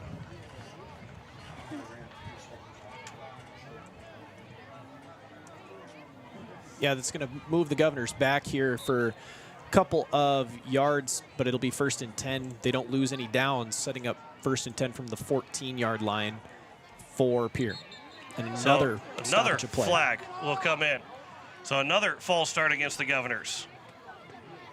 Yeah, they just keep. Red ball, false start. Number 6 for the offense. 5-yard penalty, first down. Yeah, another false start. This is maybe a time where the Governor offensive line is looking like they've got potentially some new guys out there. It looks like the same 5 that are out there normally. So just kind of a sloppy start to this drive here for the Govs. So here is now Jaron Deal that will run with it as it's first and goal from the 19-yard line. He will get out of bounds with 2:11 remaining. Quarterback Deal scrambles. And it will be a gain of a couple here for Jaron Deal. Again, there's 3 false start penalties in a row by the Governors.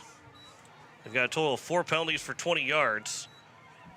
As Deal on that run end up picking up about 11 yards. And second and goal from now the 8-yard line. 2:11 to go. Clock is stopped. Deal will throw to the end zone. Wide open is Lincoln Dilgis, and another touchdown for the Pierre Governors. They make it a 34-0 lead, and a big extra point upcoming with 2:07 to go here in the first half. Yeah, that was kind of a seam route there by Dilgis, and he basically got into the end zone uncovered. What a play there by Jaron Deal, because basically Lincoln Dilgis was standing without anybody 5 yards around him in the end zone.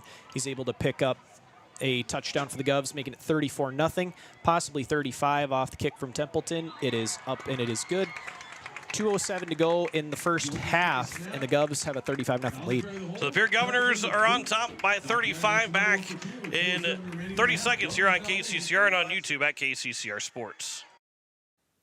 Are you building a new home or remodeling the old? Adding a fireplace can make a house a home. Olson Plumbing in Pierre carries a full line of heat-a-later fireplaces. Whether your taste is traditional or contemporary, Olson Plumbing has a great selection of heat-a-later fireplaces that will fit any style. Whether you're building new or updating, call Olson Plumbing. Heat-a-later Fireplaces, the first name in fireplaces. Olson Plumbing in Pierre is your source for the industry's largest selection of indoor-outdoor fireplaces, either gas or wood, and outdoor fire pits. Stop by their showroom at 2803 East Wells or give them a call, 224-6436.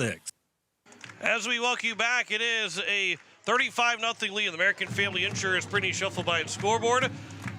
And the Pierre Governors with 2:07 to go here in the first half after they had a 4-play drive and just went around 16 yards. The Governors are in a spot that they can finish out this first half and have the running clock. As long as Douglas does not score with the next 2:07, they will be able to have the running clock. Yeah, just a nice pass play from Deal to Dilgis for another score. 35-0, just over 2 minutes to go in the half, and as long as the Govs will be able to keep this lead, they will get the running clock going to start the second half. So we'll be Carter Templeton that will kick this one away. 2:07 remaining. We got a couple, maybe some new faces that will be out there on the field for this Governor team. This will go all the way back to the goal line. It will bounce into the end zone and out for a touchback. And it'll be 1st and 10 from the 20-yard line here for the Douglas Patriots. Yeah, nice kick there by Carter, able to boot it through the end zone out of bounds, and that will set up the Patriots at their own 25-yard line here on this drive. We'll see if they try to put it in the air again. Two interceptions so far from Sutton Sun and Shine in the ball game, and maybe have a chance for a third if Douglas is able to or decides to throw it here. They've had a lot more success running the football, but being down 35-0 to try to get down the field quickly and get a score might not be as what the doctor ordered there. From under center, it'll be a handoff. Actually, we play action to throw, and that'll be incomplete. They're looking to go to that far side. Logan Whitty was able to break it up, and the intended receiver was Josh Smith. And it'll be incomplete, and it's 2nd down and 10 from the 20-yard line. That is just the 5th pass attempt of the ball game, and with 3 interceptions and 2 incompletions, 0 for 5 right now for Coper.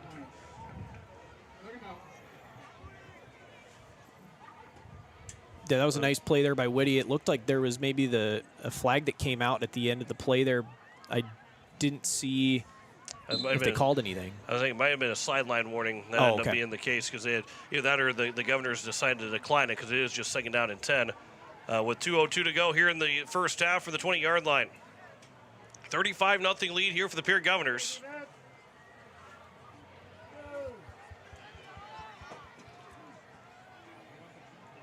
And it will be from under center. Sandal again over the left side. Go left side. Porter Hunsley will try and run into him. He's going to get some help to make the tackle. And it's 3rd down here for the Douglas Patriots. Yeah, nice play there. 3 or 4 pickup from Sandal. Hunsley was able to get the first hit on him on that play. Don't think he finished him off, though, as it took a few other Governors to finish him off. But another 3 or 4 yard gain, setting up 3rd down for the Patriots and 7 from their own 23 after the penalty moved them, or actually, excuse me, they started at their own 20, so the gain of 3 moves them to the 23, sets up 3rd and 7 from there. Clock is running here with 1:18 to go here in the first half. 3rd and 7 from the 23-yard line. Toss play to the right side. It will be Sandal that will move forward, and it'll be 4th down, and Coach Steele will take a timeout with 1:07 to go as they need to get to the 30, and they'll be spotted at the 27, a gain of 4, and it's 4th down here for the Douglas Patriots. Yeah, nice job by the Govs calling a timeout there. They're trying to get as many points on the board as they can before the half, and with 1:07 to go, this is going to be an opportunity for them to maybe get into field goal range, and it looks like number 81 in Giuseppe Lino Aculsti Bartaccioni is looking like he's maybe warming up to kick the football here. I don't know if he's going to have a chance to get out there, but looked like he was swinging the leg like he had maybe a field goal in mind if that may be on the table here for Pierre come the end of the half. Yeah, we'll see if maybe the senior will have a chance to kick, but Douglas will probably be punting the ball away with 1:07 to go here in the second quarter. And another punt will be the second punt of the ball game. They had 3 interceptions in their last 3 drives. That one punt that started the game that was blocked, actually they didn't even get the ball on their first official possession because they did not recover the kickoff. The Governors have a 35-0 lead with 1:07 to go here. And they will go for it. Looks like they're going to go for it here. Coper is going to be lining up under center. 4th and 2 from the 28-yard line with 1:07 to go. Either good field position here for the Governors. Toss left side for Carson Hicks. He's not going to get there. It's going to be a turnover on down. So the chance to go for it. Hicks does not pick up anything, and it will be a turnover on downs with 1:02 remaining here in the first half. And Pierre will have a short field to work with to try and score one more time. Yeah, nice job by the Governor defense, led on that play by Cruz Williams, number 60, and then number 46 in Cactus Corco, the junior defensive end. So a couple of guys making plays for the Govs. Timeout called by Douglas here with 1:02 to go. So we'll see what they have on the defensive side of the ball, trying to maybe throw Pierre out of their offensive rhythm that they've had so far.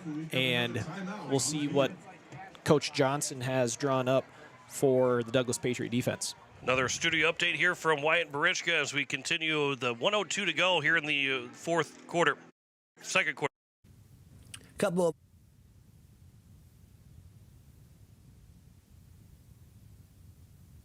Couple of updates to give you, John, in the 9B playoffs. The Sasoli Butte Chargers and Hitchcock-Tulare are still knotted up at 0 apiece. Both teams going back and forth in the first quarter, but Kansas State drives. That's still first quarter action going on right now.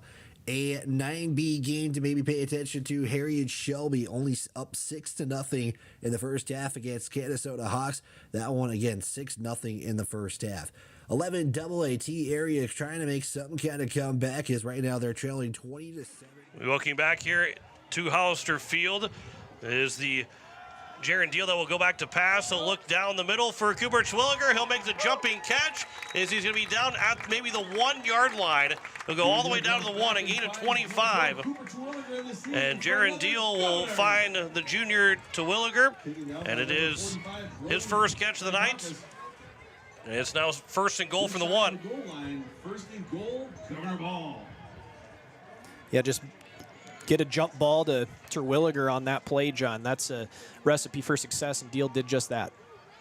And from the 1-yard line, a run to the left side and into the end zone for another touchdown, as it'll be Carter Shufflebine that will get in. And the Governors now lead it 41-0 with 36 seconds to go. Yeah, they sent Shufflebine in motion across the formation, and it was one of those kind of touch passes from Deal to Shufflebine as he was running right past him, and Shufflebine's able to beat everybody to the corner and get in the end zone to make it a 41-0 lead for the Governors, and Templeton will boot it through to make it 42-0 with 36 seconds to go in the half. So 42-0, the American Family Insurance Brittany Shufflebine scoreboard. Back in 30 seconds here on KCCR and on YouTube at KCCR Sports. Most of us already know that Gales Gas of Pierre is the place to call for propane. They offer an automatic fill plan so you never have to worry about running out of propane.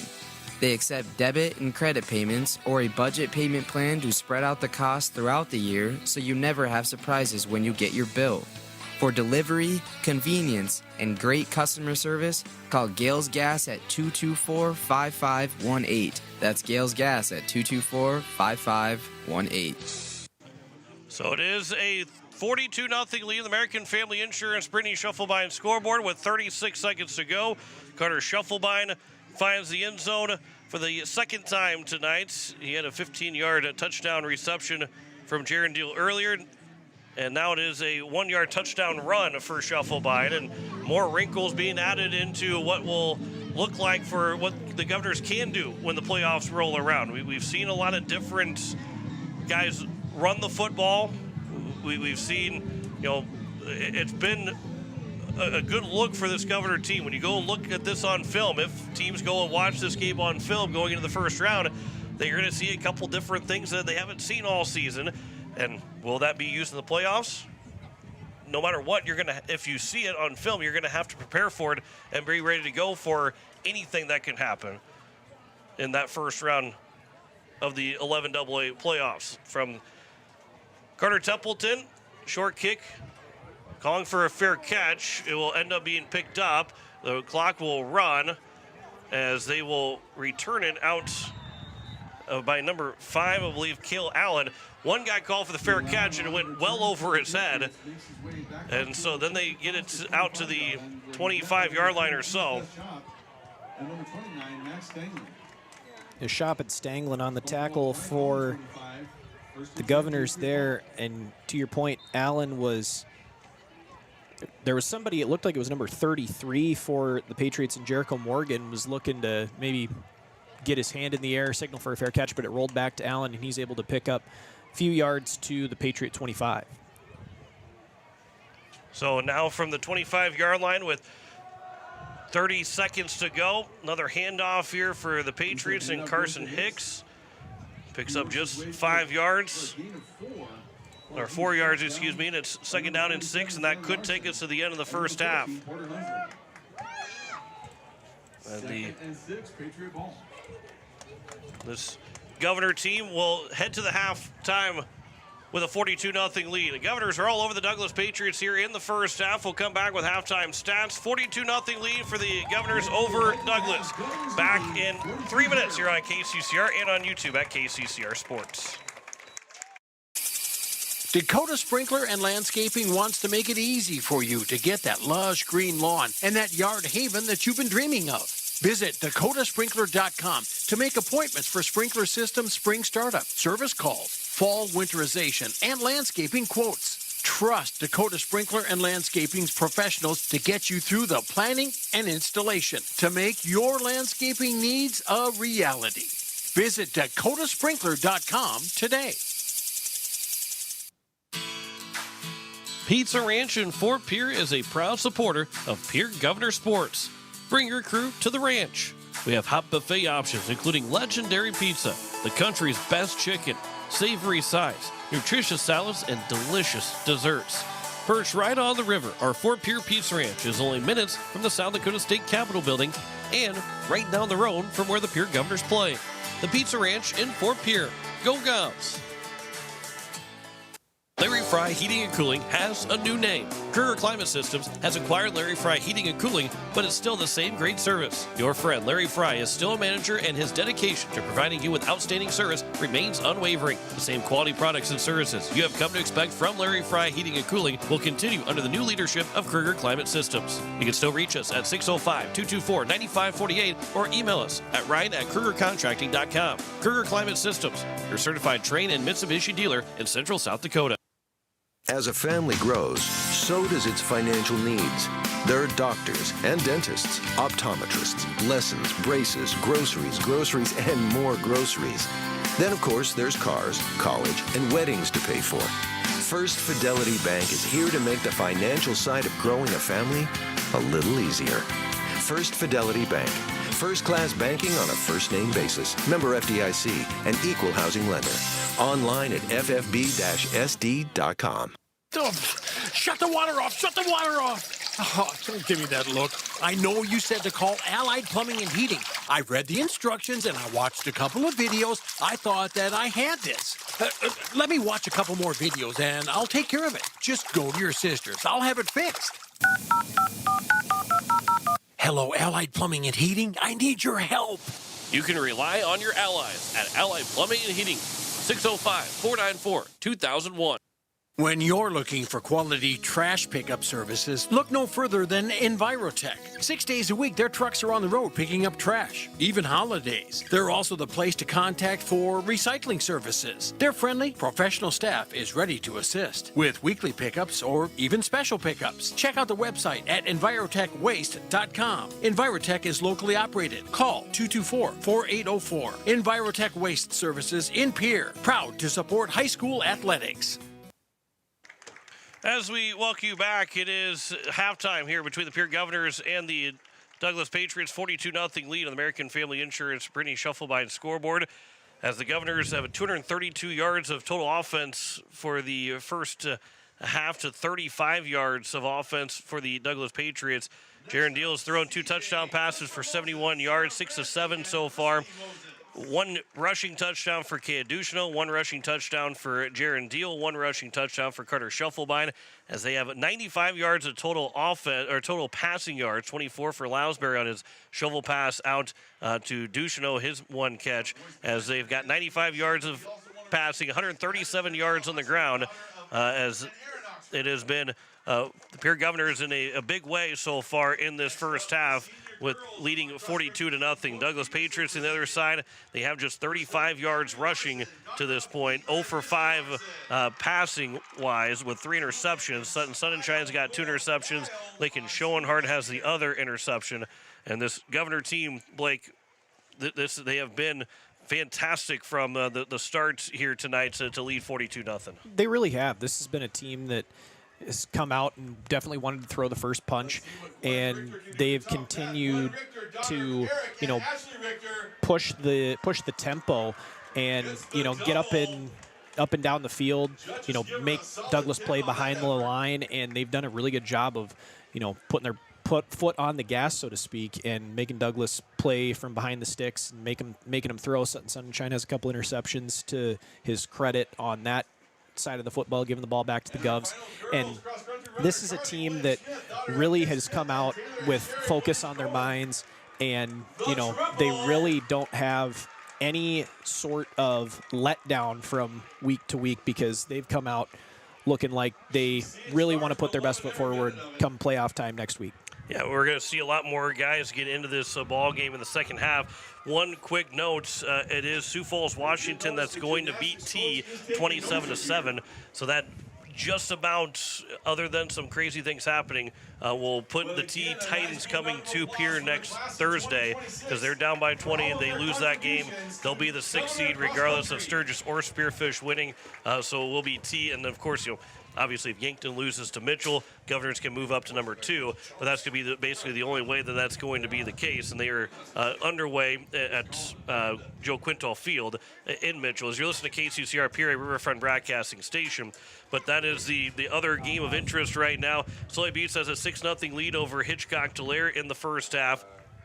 Heritage Selby area over Canastota, 14-0, and Kadoka area, Corsica Stickney have gotten underway in 9B, and we'll have more scores here in just a little bit. But a really solid first half for the Pierre Governor team. We're going to see a lot more guys get onto the field here in the second half. We're going to try and do our best to get you as many names as possible, offensively, defensively, for all these Governor guys that will be coming in to the lineup and onto the field here this evening. As it will be a running clock, though. That second half will move quickly. So one that does give you a chance to get guys out if you're Coach Steele, but then also you have to be efficient of getting guys in because they won't, and also when you're in, you have to be efficient too, because you're not going to have a whole lot of playing time in terms of that clock will just continue to drain, and our second half is going to go by a lot faster. So it becomes very important for any Governor that gets in here tonight, and we're going to see a lot more get in for the first time here tonight, and maybe some for the first time this season.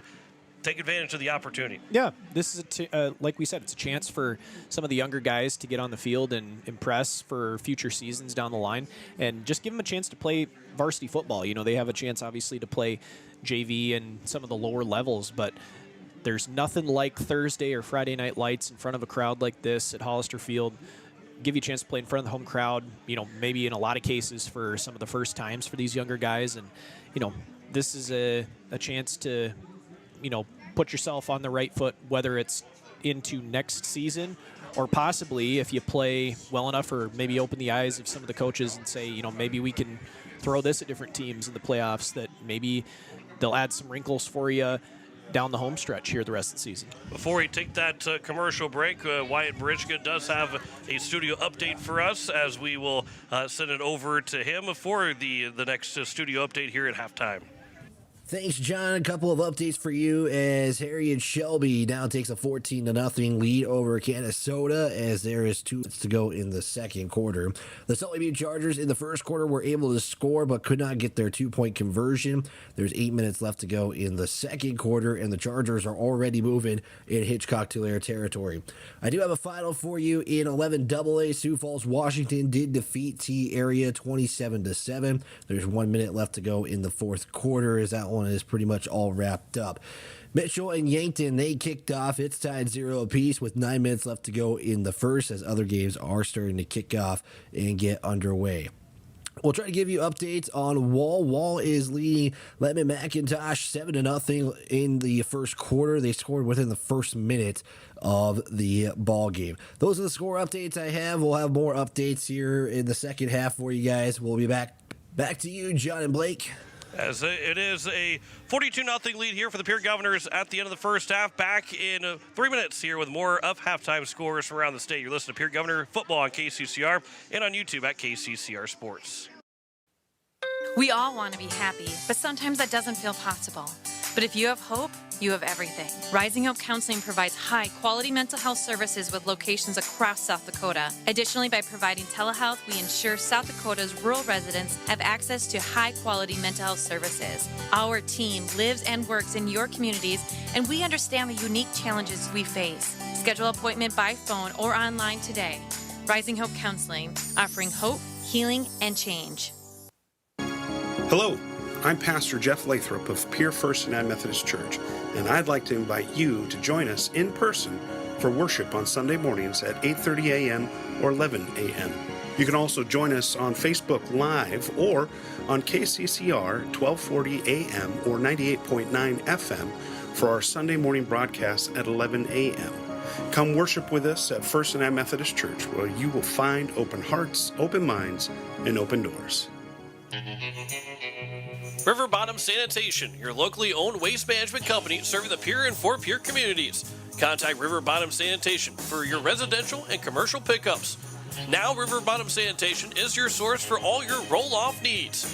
River Bottom Sanitation in Pierre and Fort Pierre.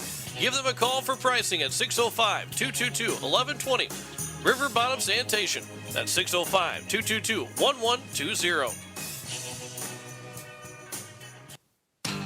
Sanford Health Pierre Clinic provides comprehensive and convenient care to Pierre, South Dakota and its surrounding communities. We care for all your health needs, including preventive care, pediatric health, annual checkups, chronic disease care, and more. Schedule an appointment today at 605-945-5560. Ask about our heart health specialist. Visit this clinic on the second Tuesday of every month. Sanford Health Clinic Pierre, 605-945-5560.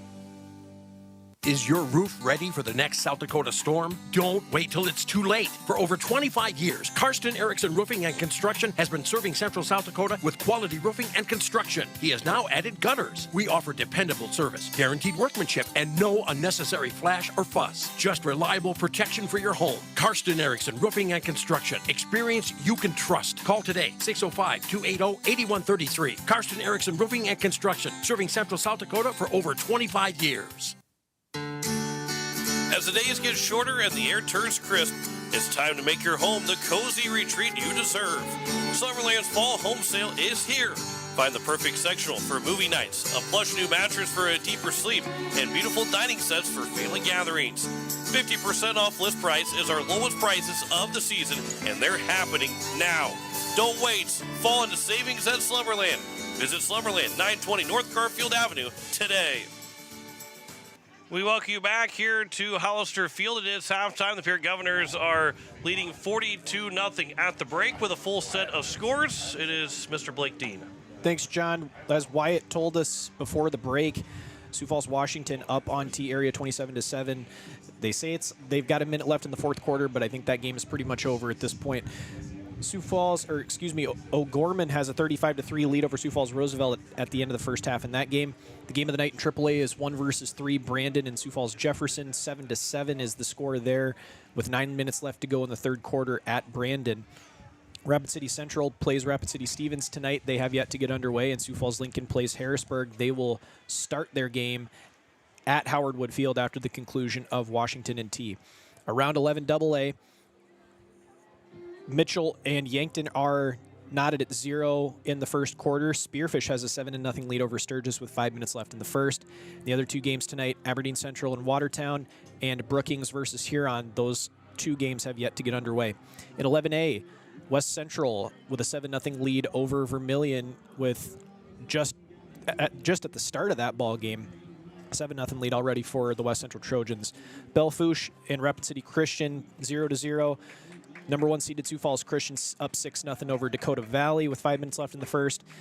Millbank and Madison knotted at 0 with 4 minutes left in the first. Canton with a 10-0 lead over Tri-Valley with 5 minutes left in the first. The other two games on deck for 11A is Del Rapids and Lennox in a 2-3 matchup. That's the game of the night in Class 11A. And then Lakota Tech versus Custer out west has yet to start as well. In the 11B playoffs, Winter and Woonsocket Wessington Springs Sanborn Central, that is a 6-11 matchup. Winter has a 14-12 lead at the end of the first half. Other scores, Mount Vernon Plankinton is up on Mobridge Pollock 14-6 at the end of the first half. Elk Point Jefferson has a 7-0 lead over Flandreau with 6 minutes left in the first quarter. Clark Willow Lake with an 8-0 lead over Groton area with 7 minutes left in the first quarter. Hot Springs and St. Thomas More knotted at 0 with 4 minutes left in the first quarter there. Dual and McCook Central Montrose knotted at 0 as well. 7 minutes left in the first quarter in that game. And Wagner with a 7-0 lead over Chamberlain with 6 minutes left in the first. Sioux Valley and Parker have yet to get underway in that ball game. In 9AA playoff action, Kimball White Lake with a 14-7 lead over Britton Hecla with 9 minutes left in the third. Hanson has a 20-8 lead over Viborg Hurley with 9 minutes left in the second quarter there. Hamlin with a 7-0 lead over Scotland Meadow with 10 minutes left in the first quarter. Freeman Mary and Freeman Academy 16-0 lead over Garrettson with 5 minutes left in the first quarter. Elkton Lake Benton with a 7-0 lead over DeSmet with 7 minutes left in the first quarter. Parkston with an 8-0 lead over Bennett County with 3 minutes left in the first quarter. The other two matchups, Hills City versus Great Plains Lutheran, and Bonham and Gregory both yet to get underway. In the 9A playoffs, Platte Geddes with an 8-0 lead over Lyman with 6 minutes left in the first. Castlewood and Dupree. Castlewood with a 24-6 lead at halftime. Ipswich with a 42-8 lead over Harding County Bison at halftime of that game. Warner over Timber Lake with 2 minutes left in the first quarter of that ball game, 7-0 in favor of the Warner Monarchs. Howard with a 6-0 lead over Centerville with 2 minutes left in the first quarter there. Wall with a 13-0 lead over Lemon McIntosh with 9 minutes left in the first quarter of that ball game. The other two games left to kick off are Alcester Hudson versus Dubrick area and Phillip versus Esteline Hendricks. And in 9B, the playoffs there, Sully Buttes, as Wyatt told us already, with a 14-0 lead over Hitchcock Tulare with 5 minutes left in the second quarter. As he also told us, Del Rapids St. Mary had a 72-6 win over Irene Wakanda. The number 1 seeded Cardinals getting the win in that ball game. Harriet Selby area with a 14-0 lead over Canastota with 3 minutes left in the second quarter there. Corsica Stickney up 8-6 over Kadoka area with 5 minutes left in the first quarter. Avon with a 16-0 lead over Oldham Ramona Rutland with 9 minutes left in the first quarter of that ball game. And the other three games to kick off yet are Faulkton area versus Burke, Sioux Falls Lutheran versus Iroquois Lake Preston, and Coleman Egan versus Arlington. Those are your scores from around the state. Back to you, John. We've got a couple minutes before the start of the second half. We'll take 1 minute break. We'll come back with the third quarter. You're listening to Pierre Governor Football on KCCR, and you're watching it on YouTube at KCCR Sports. Today's game is made possible by our great local sponsors like Kathy Sunshine Properties. Whether you're buying, selling, or looking for your forever home, Kathy and her crew are here to help make your move simple and stress-free. With local expertise and commitment to their clients, they are ready to go to work for you. Call 605-224-5588 today or visit contactkathy.com. Kathy Sunshine Properties, turning your dreams into an address. This fall, Beck Motor Company, your Heartland Chevy dealer, is proud to support our local athletes and all the fall sports that bring our community together. At BMC, we're here to take the stress out of car buying and maintenance. Whether you're in for routine service or looking to drive home in a brand new Chevy, you'll find a team that's honest, helpful, and ready to go the extra mile. Beck Motor Company. We're making a great deal better. www.beckmotors.com. We welcome you back as we get set for the second half. The Pierre Governors will kick off to start this third quarter, but it will be a running clock, and the Douglas Patriots will again, there won't be a stoppage of the running clock. Even if Douglas is able to score twice and get within 28 or get with under 35, that running clock will be the rest of the way here tonight, as the Governors will, again, outside of something catastrophe happening, they will move to 6-3 in the season to finish out the regular season and then move into the playoffs as that number 3 seed, looking like it's going to be the T-Area Titans. Again, Les Mitchell ends up beating Yankton and moving the Governors up to number 2. Looks like T would probably be the likelihood of who they will face in the first round of the playoffs. That will be coming up next week, Thursday. And again, it'll be here at Hollister Field next week, Thursday. Yeah, that's going to be an exciting draw to see who the Governors will get next Thursday. And wanted to go over some defensive statistics as well, because we didn't get a chance to do that at halftime during the statistic read either. For the Governors, they're led once again by Porter Hunsley, 4.5 tackles. He has a punt block as well as a sack. We talked about Sutton Sunshine's 2 interceptions. Will Eilers and Sam Larson both have 3 tackles. Larson has a tackle for loss as well. Max Schmitz has 3 tackles, 2 tackles for loss and a sack. And for the Patriots, Peyton Sandel has 2 tackles for loss, 2.5 in the ball game. They're led by number 44 and Carson Hicks with 3 tackles in the ball game for the Douglas Patriots. Lankowskis has 2.5 as well. But those are your defensive leaders on both sides of the ball, and it looks like the Govs will kick it off here to start this third quarter, as they did receive the ball to start the ball game. So we'll see who will be the quarterback out for Douglas Patriots to start this third quarter. Carter Templeton will be the one kicking off here for the Pierre Governors, as we will start with those 12 minutes. That clock will continue to run, and we are underway here for what will end up being a quick second half, as the return will get out to around the 30-yard line. Aiden Beam helping with the tackle, and it'll be around the 29. They'll spot him at the 30. Carson Hicks is the one that returned it. And then the tackle made by Tucker Swenson as well for this Governor team, as they will spot him at the 30. And Douglas will have the second half starting. Need to go 70 yards to try and get their first score of the ball game.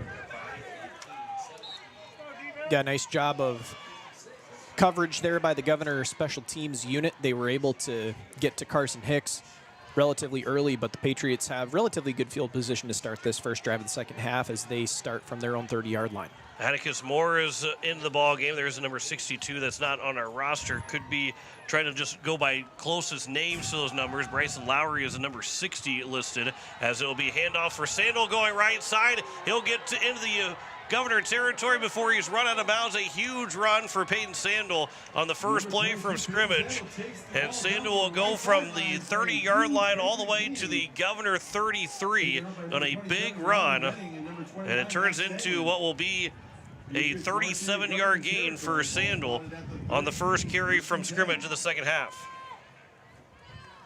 Yeah, nice play there by Stangland and Menning to make the play on what would have been a touchdown run there by Sandel. Biggest chunk play of the night for the Douglas Patriots so far. Also, I believe it's Sam Valle that is also in the ball game for the Governors. This will be a throw. It's short, and that will be incomplete. And coverage was number 17, John Olson. And it'll be incomplete on the 6 pass attempts of the day for Jack Coper. You're looking for Josh Smith. And John Olson was in coverage for the Governors. We also have number 36, Eli Nichols, in the ball game for the Governors. Number 45, and again, that is maybe Morris Gilkerson would be the guys. He's listed as number 44. George Rapp is in as a corner here on the near side. 9:40 to go. It's second down and 10 from the 33-yard line. From under center here for Coper.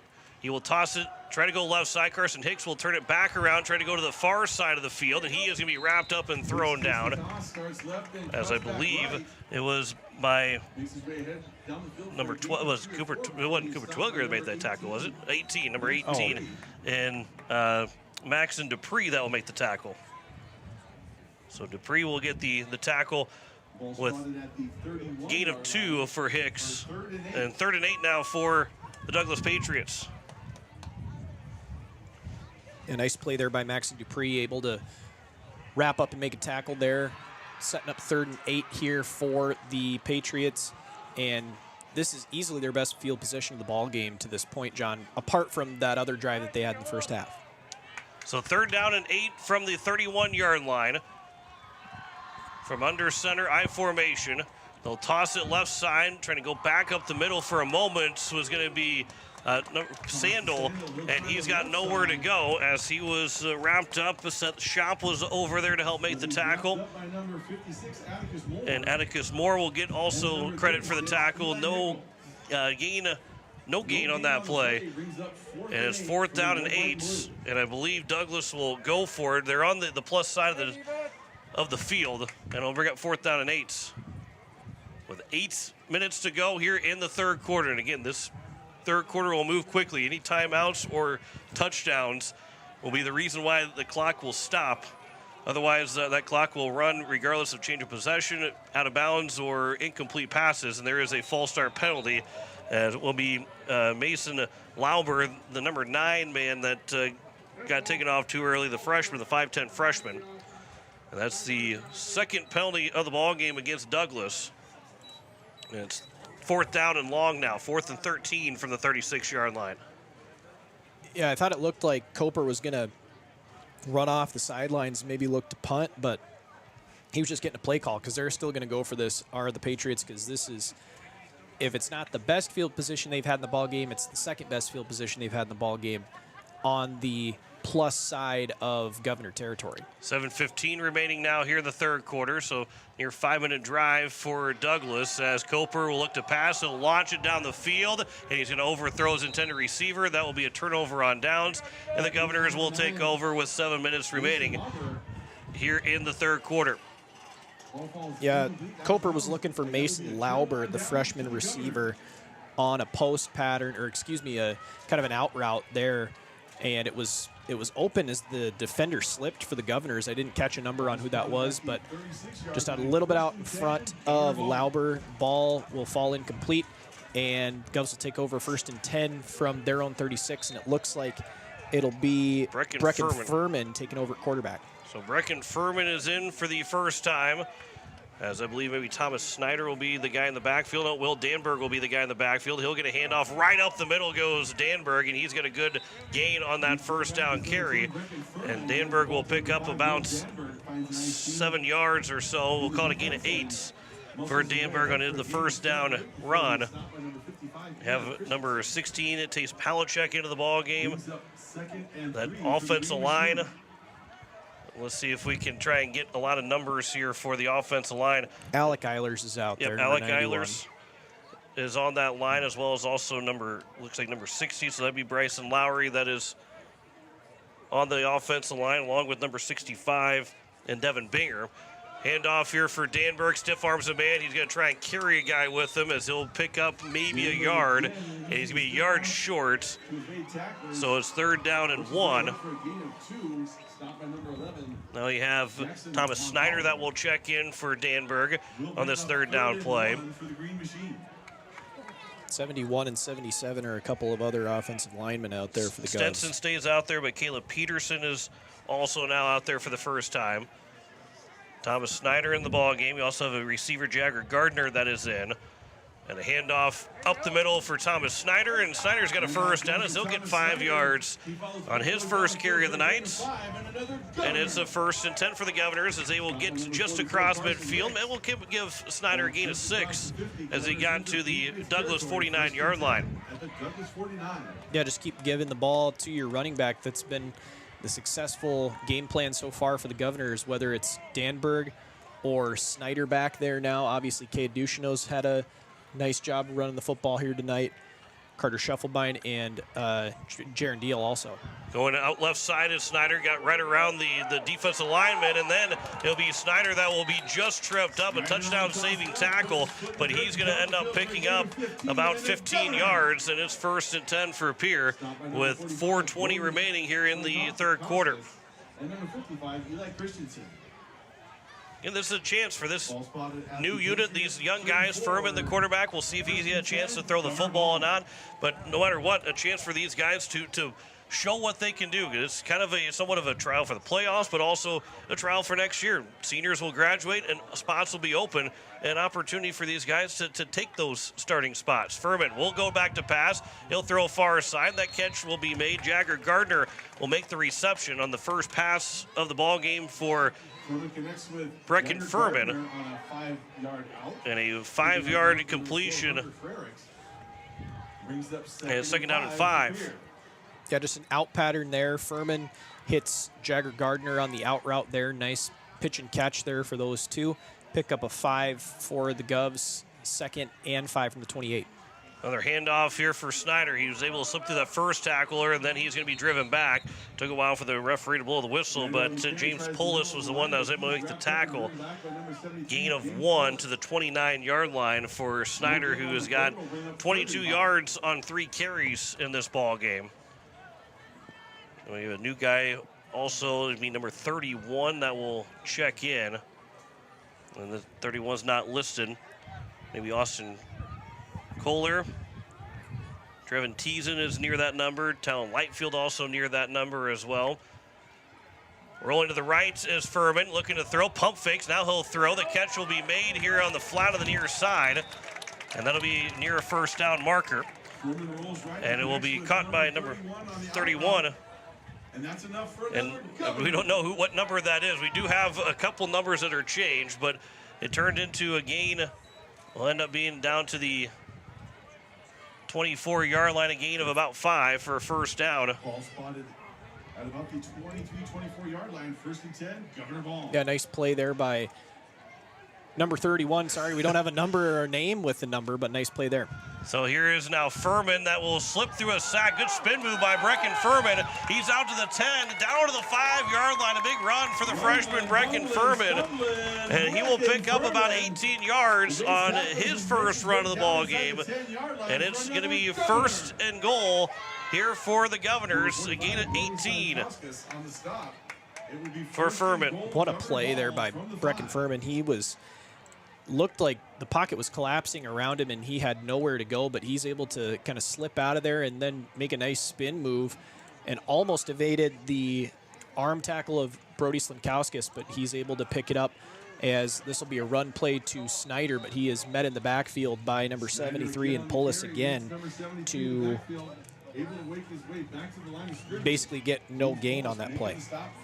So no gain, 2nd and goal here from the 5-yard line as the game clock is down to 1 minute and 10 seconds to go here in the 3rd quarter. The Governors are trying to go up by 48 to 49 points with the extra points.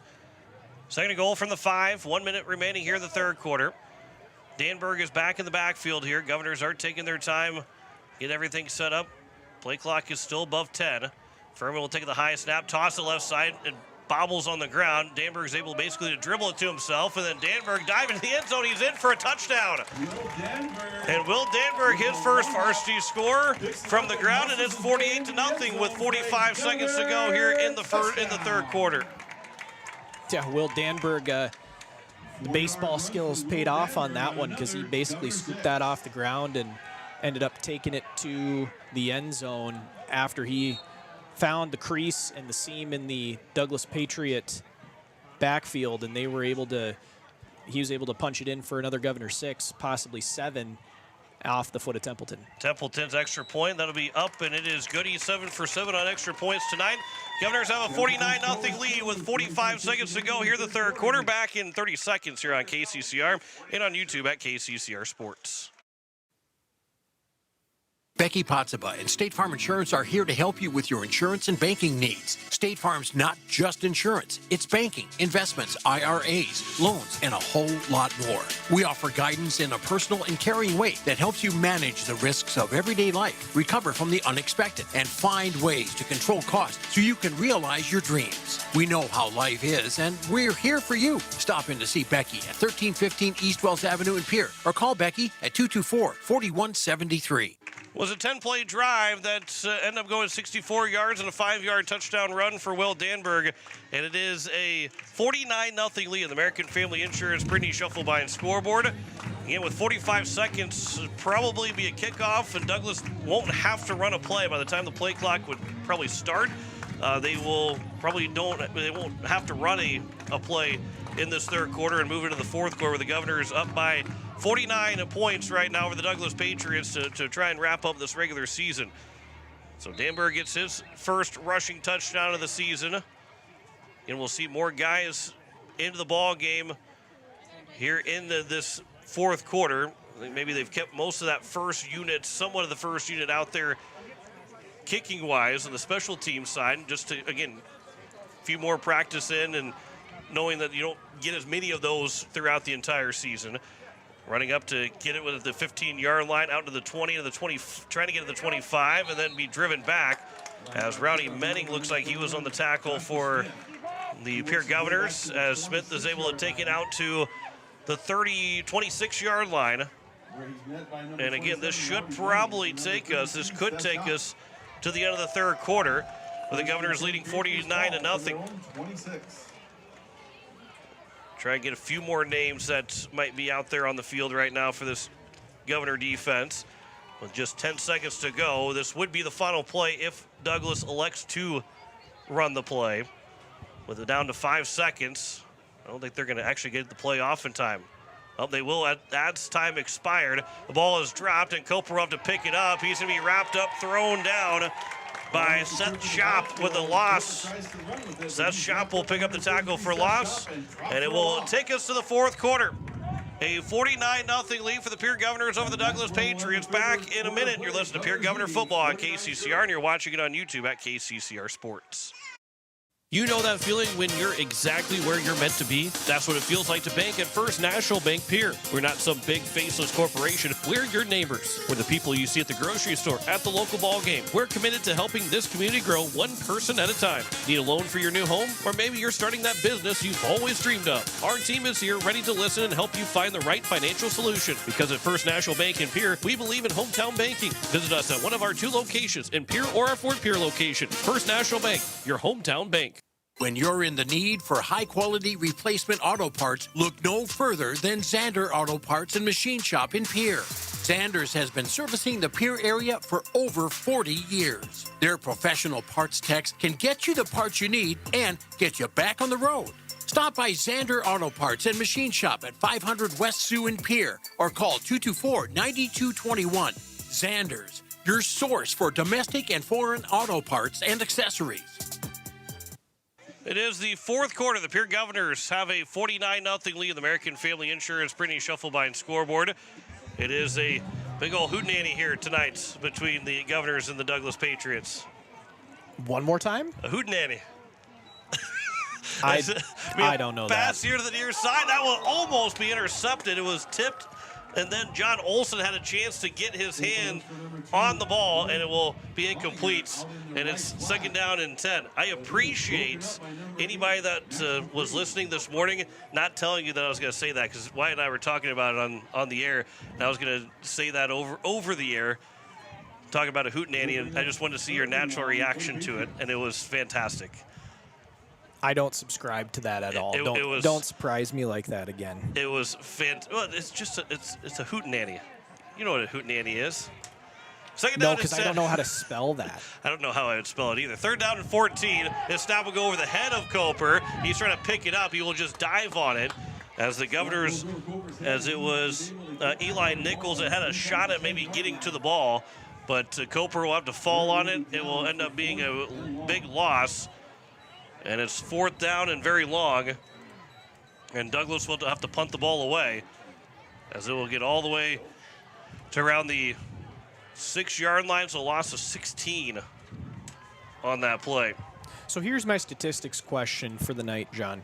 Because even though it was a fumble, and granted that probably is not a good representation because the ball did end up on the ground, is whenever the quarterback is tackled behind the line of scrimmage, as that punt was away and returned by Schaefer or by Stosher here.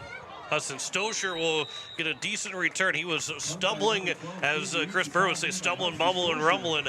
He just never got his footing after the first guy got a piece of him, and he will get it all the way down to the 30. Will end up being right around the 30-yard line, 26-yard line officially, where they will spot him. All right, continue with your question, Blake. Well, So is any tackle of the quarterback behind the line of scrimmage considered a sack, even if they're rolling outside of the pocket? I believe it's subjective to if you feel like they are going to run the football or not. If they are going to run the football, it's not a sack, because this will be a pitch play to the right side, as Thomas Snyder will make his way down the field. You do have a new quarterback, as Edwin Rattling Relief will be the new quarterback, and Snyder will get a pickup of 8. Rattling Relief will take over. So fourth different quarterback here for the Governors tonight, and second down and 2. But yeah, if a quarterback is clearly about to pass, then it goes down as a sack. But if he clearly is looking like a runner, then it goes down as a tackle for loss and not a sack. But either way, a sack goes into the rushing yard category, except for the NFL. The NFL, I believe, is the only one that goes in the passing yards. High school and college, it goes in minus rushing yards. Rattling Leaf will be sacked. There's your sack there for the Douglas Patriots, because Rattling Leaf was looking to pass the football, and he will lose those 8 yards back, as 4 different Douglas Patriots are able to get over there. Yeah, Owen Moniger and Weston Hill were able to get to Rattling Leaf in the backfield there for the half sack each. But so it's all subjective based on whether they establish themselves as a passer or a runner. Correct. Yeah, and again, some of that's subjective. Some people will say you're rolling to your right and you're still looking to pass, and they will say, well, that goes down as a sack. Others would say this one would be a turnover. It looks like Douglas is going to fall on it. The snap was high to Rattling Leaf, and then it will end up being 1st and 10 now for Douglas with around 8 minutes to go here in the fourth quarter. 1st and 10, just inside their own 30-yard line. So the first turnover, the first time that the Governors didn't put themselves into a spot to score. They had a missed field goal. That was the only other time they didn't score so far in this ball game. 8 minutes to go. Actually, now 7:40 remaining. With the ball at the 29-yard line for the Douglas Patriots to take over.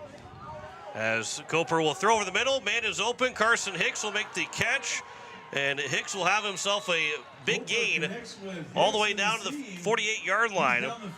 Turns into a gain of 23 and a first completed pass of the night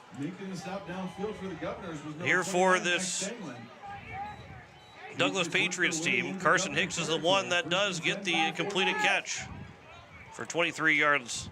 And it's 1st and 10, and Douglas is in Governor territory with 7 minutes to go. 49-0 in American Family Insurance, Brittany Shufflebind scoreboard. Governors are 7 minutes away in pretty much real time of getting the win. There's a good tackle for loss. Getting to him was Eli Nichols, who has his name's been called quite a bit, as the run was by Brody Slankowskis. And it's going to be 2nd down and long. Yeah, nice play there by Nichols, able to get into the backfield. He looked like he was running with a head full of steam there back to make the play. And the tackle in the backfield on Slankowskis, officially a loss of 2, setting up 2nd and 12 for the Patriots with under 6 minutes and 20 seconds to go in the ball game. We will have a post-game show. We'll talk with some of the players of the games. We'll also talk with Coach Steele. There's going to be another tackle for a loss, as Sandlin is frustrated as he slipped and fell. The tackle ends up being the credit will go to Tucker Swenson, and it's 3rd down and 17, a loss of 5 for Sandal. Yeah, nice play there by Swenson, able to get into the backfield and make a really nice play.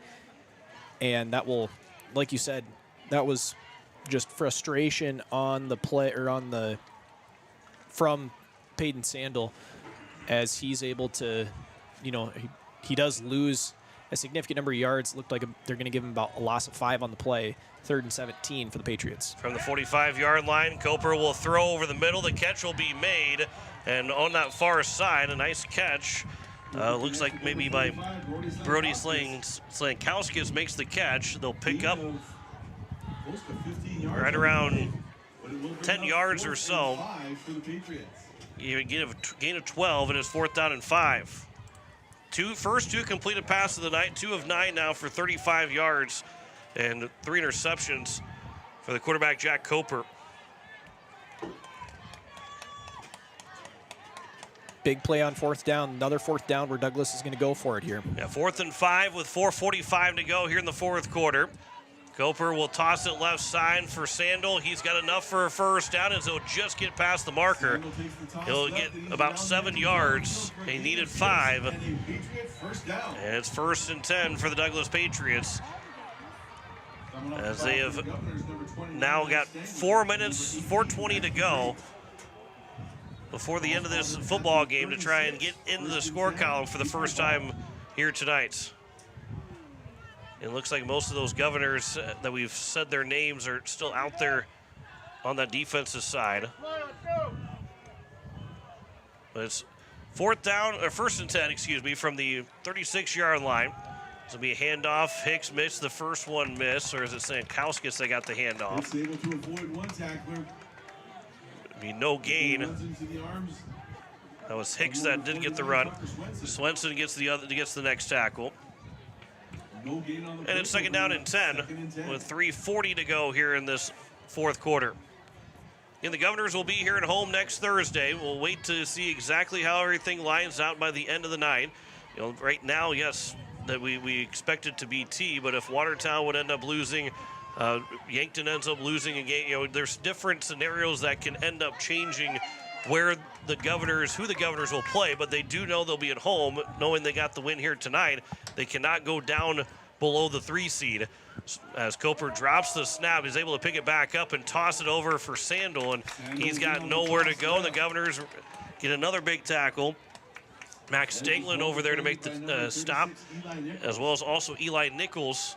No gain again that time, and it's 3rd down and 10.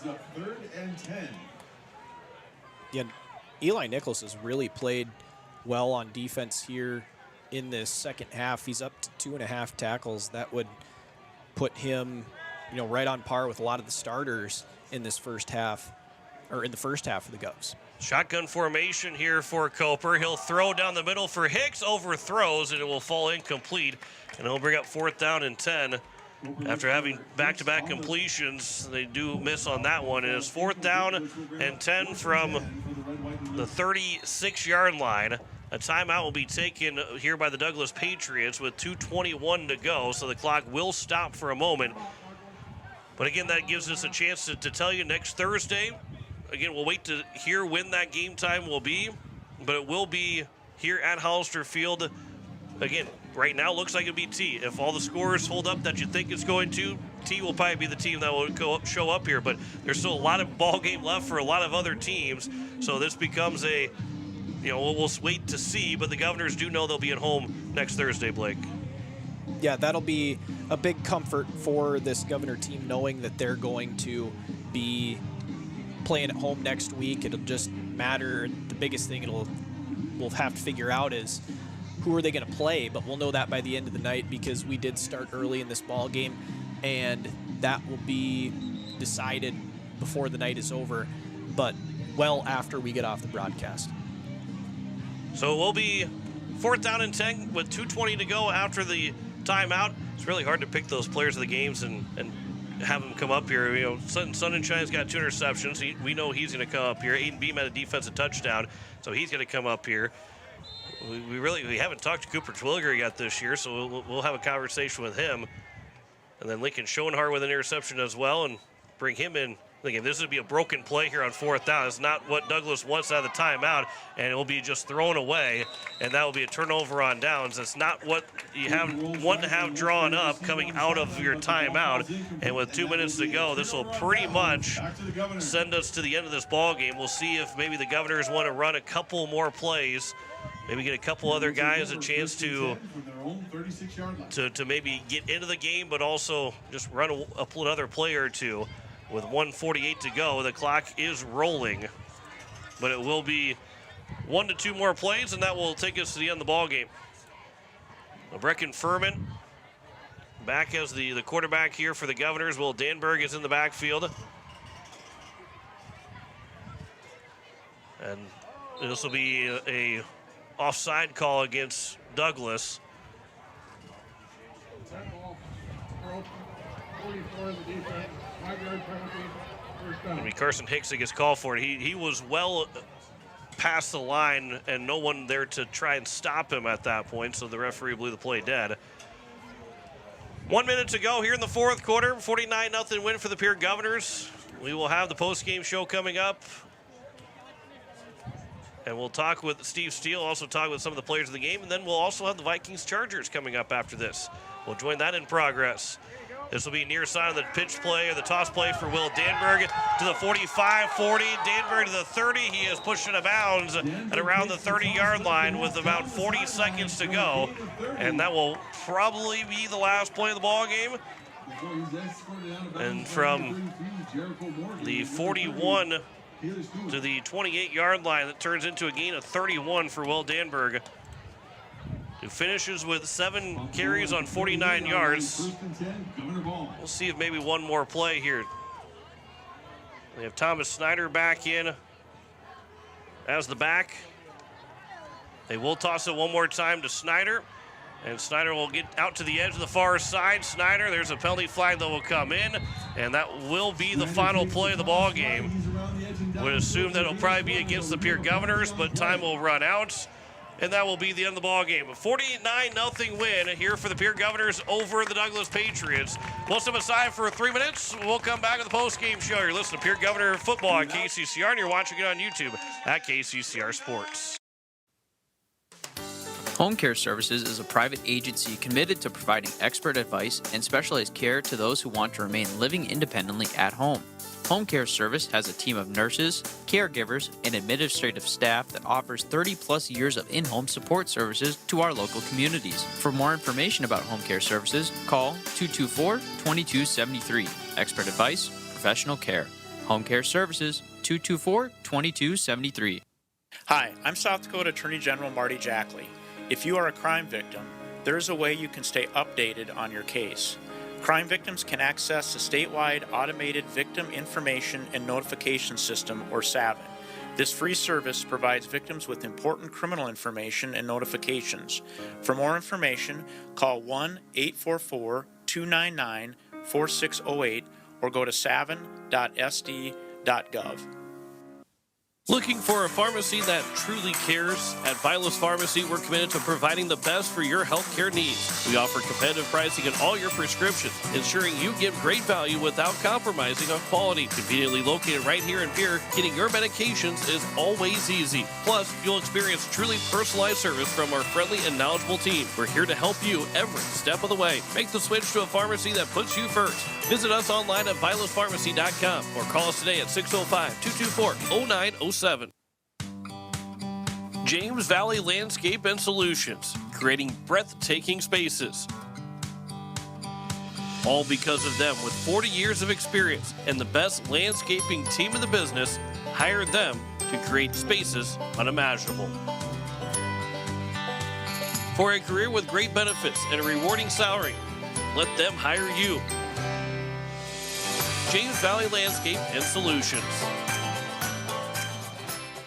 Radon. You can't see it, you can't smell it, but this radioactive gas can pose a serious health risk. Don't take chances with your family's health. When you get a home inspection from Thorpe, you have the option to add professional radon testing. This isn't a home box test. This is testing thoroughly and accurately, giving you a clear picture of your home safety. You get your results immediately. No hassle, no waits. Don't settle for less. Ask for professional radon testing as an add-on or just call for the radon test. Thorpe Home Inspection. Your safety, our priority. Call today for your home's radon test. 605-301-9211.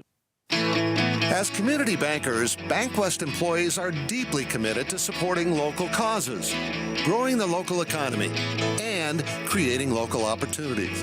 At a time when you can bank anywhere, we hope you choose BankWest. We'll be your financial partner for the long haul, helping you and your community achieve financial success.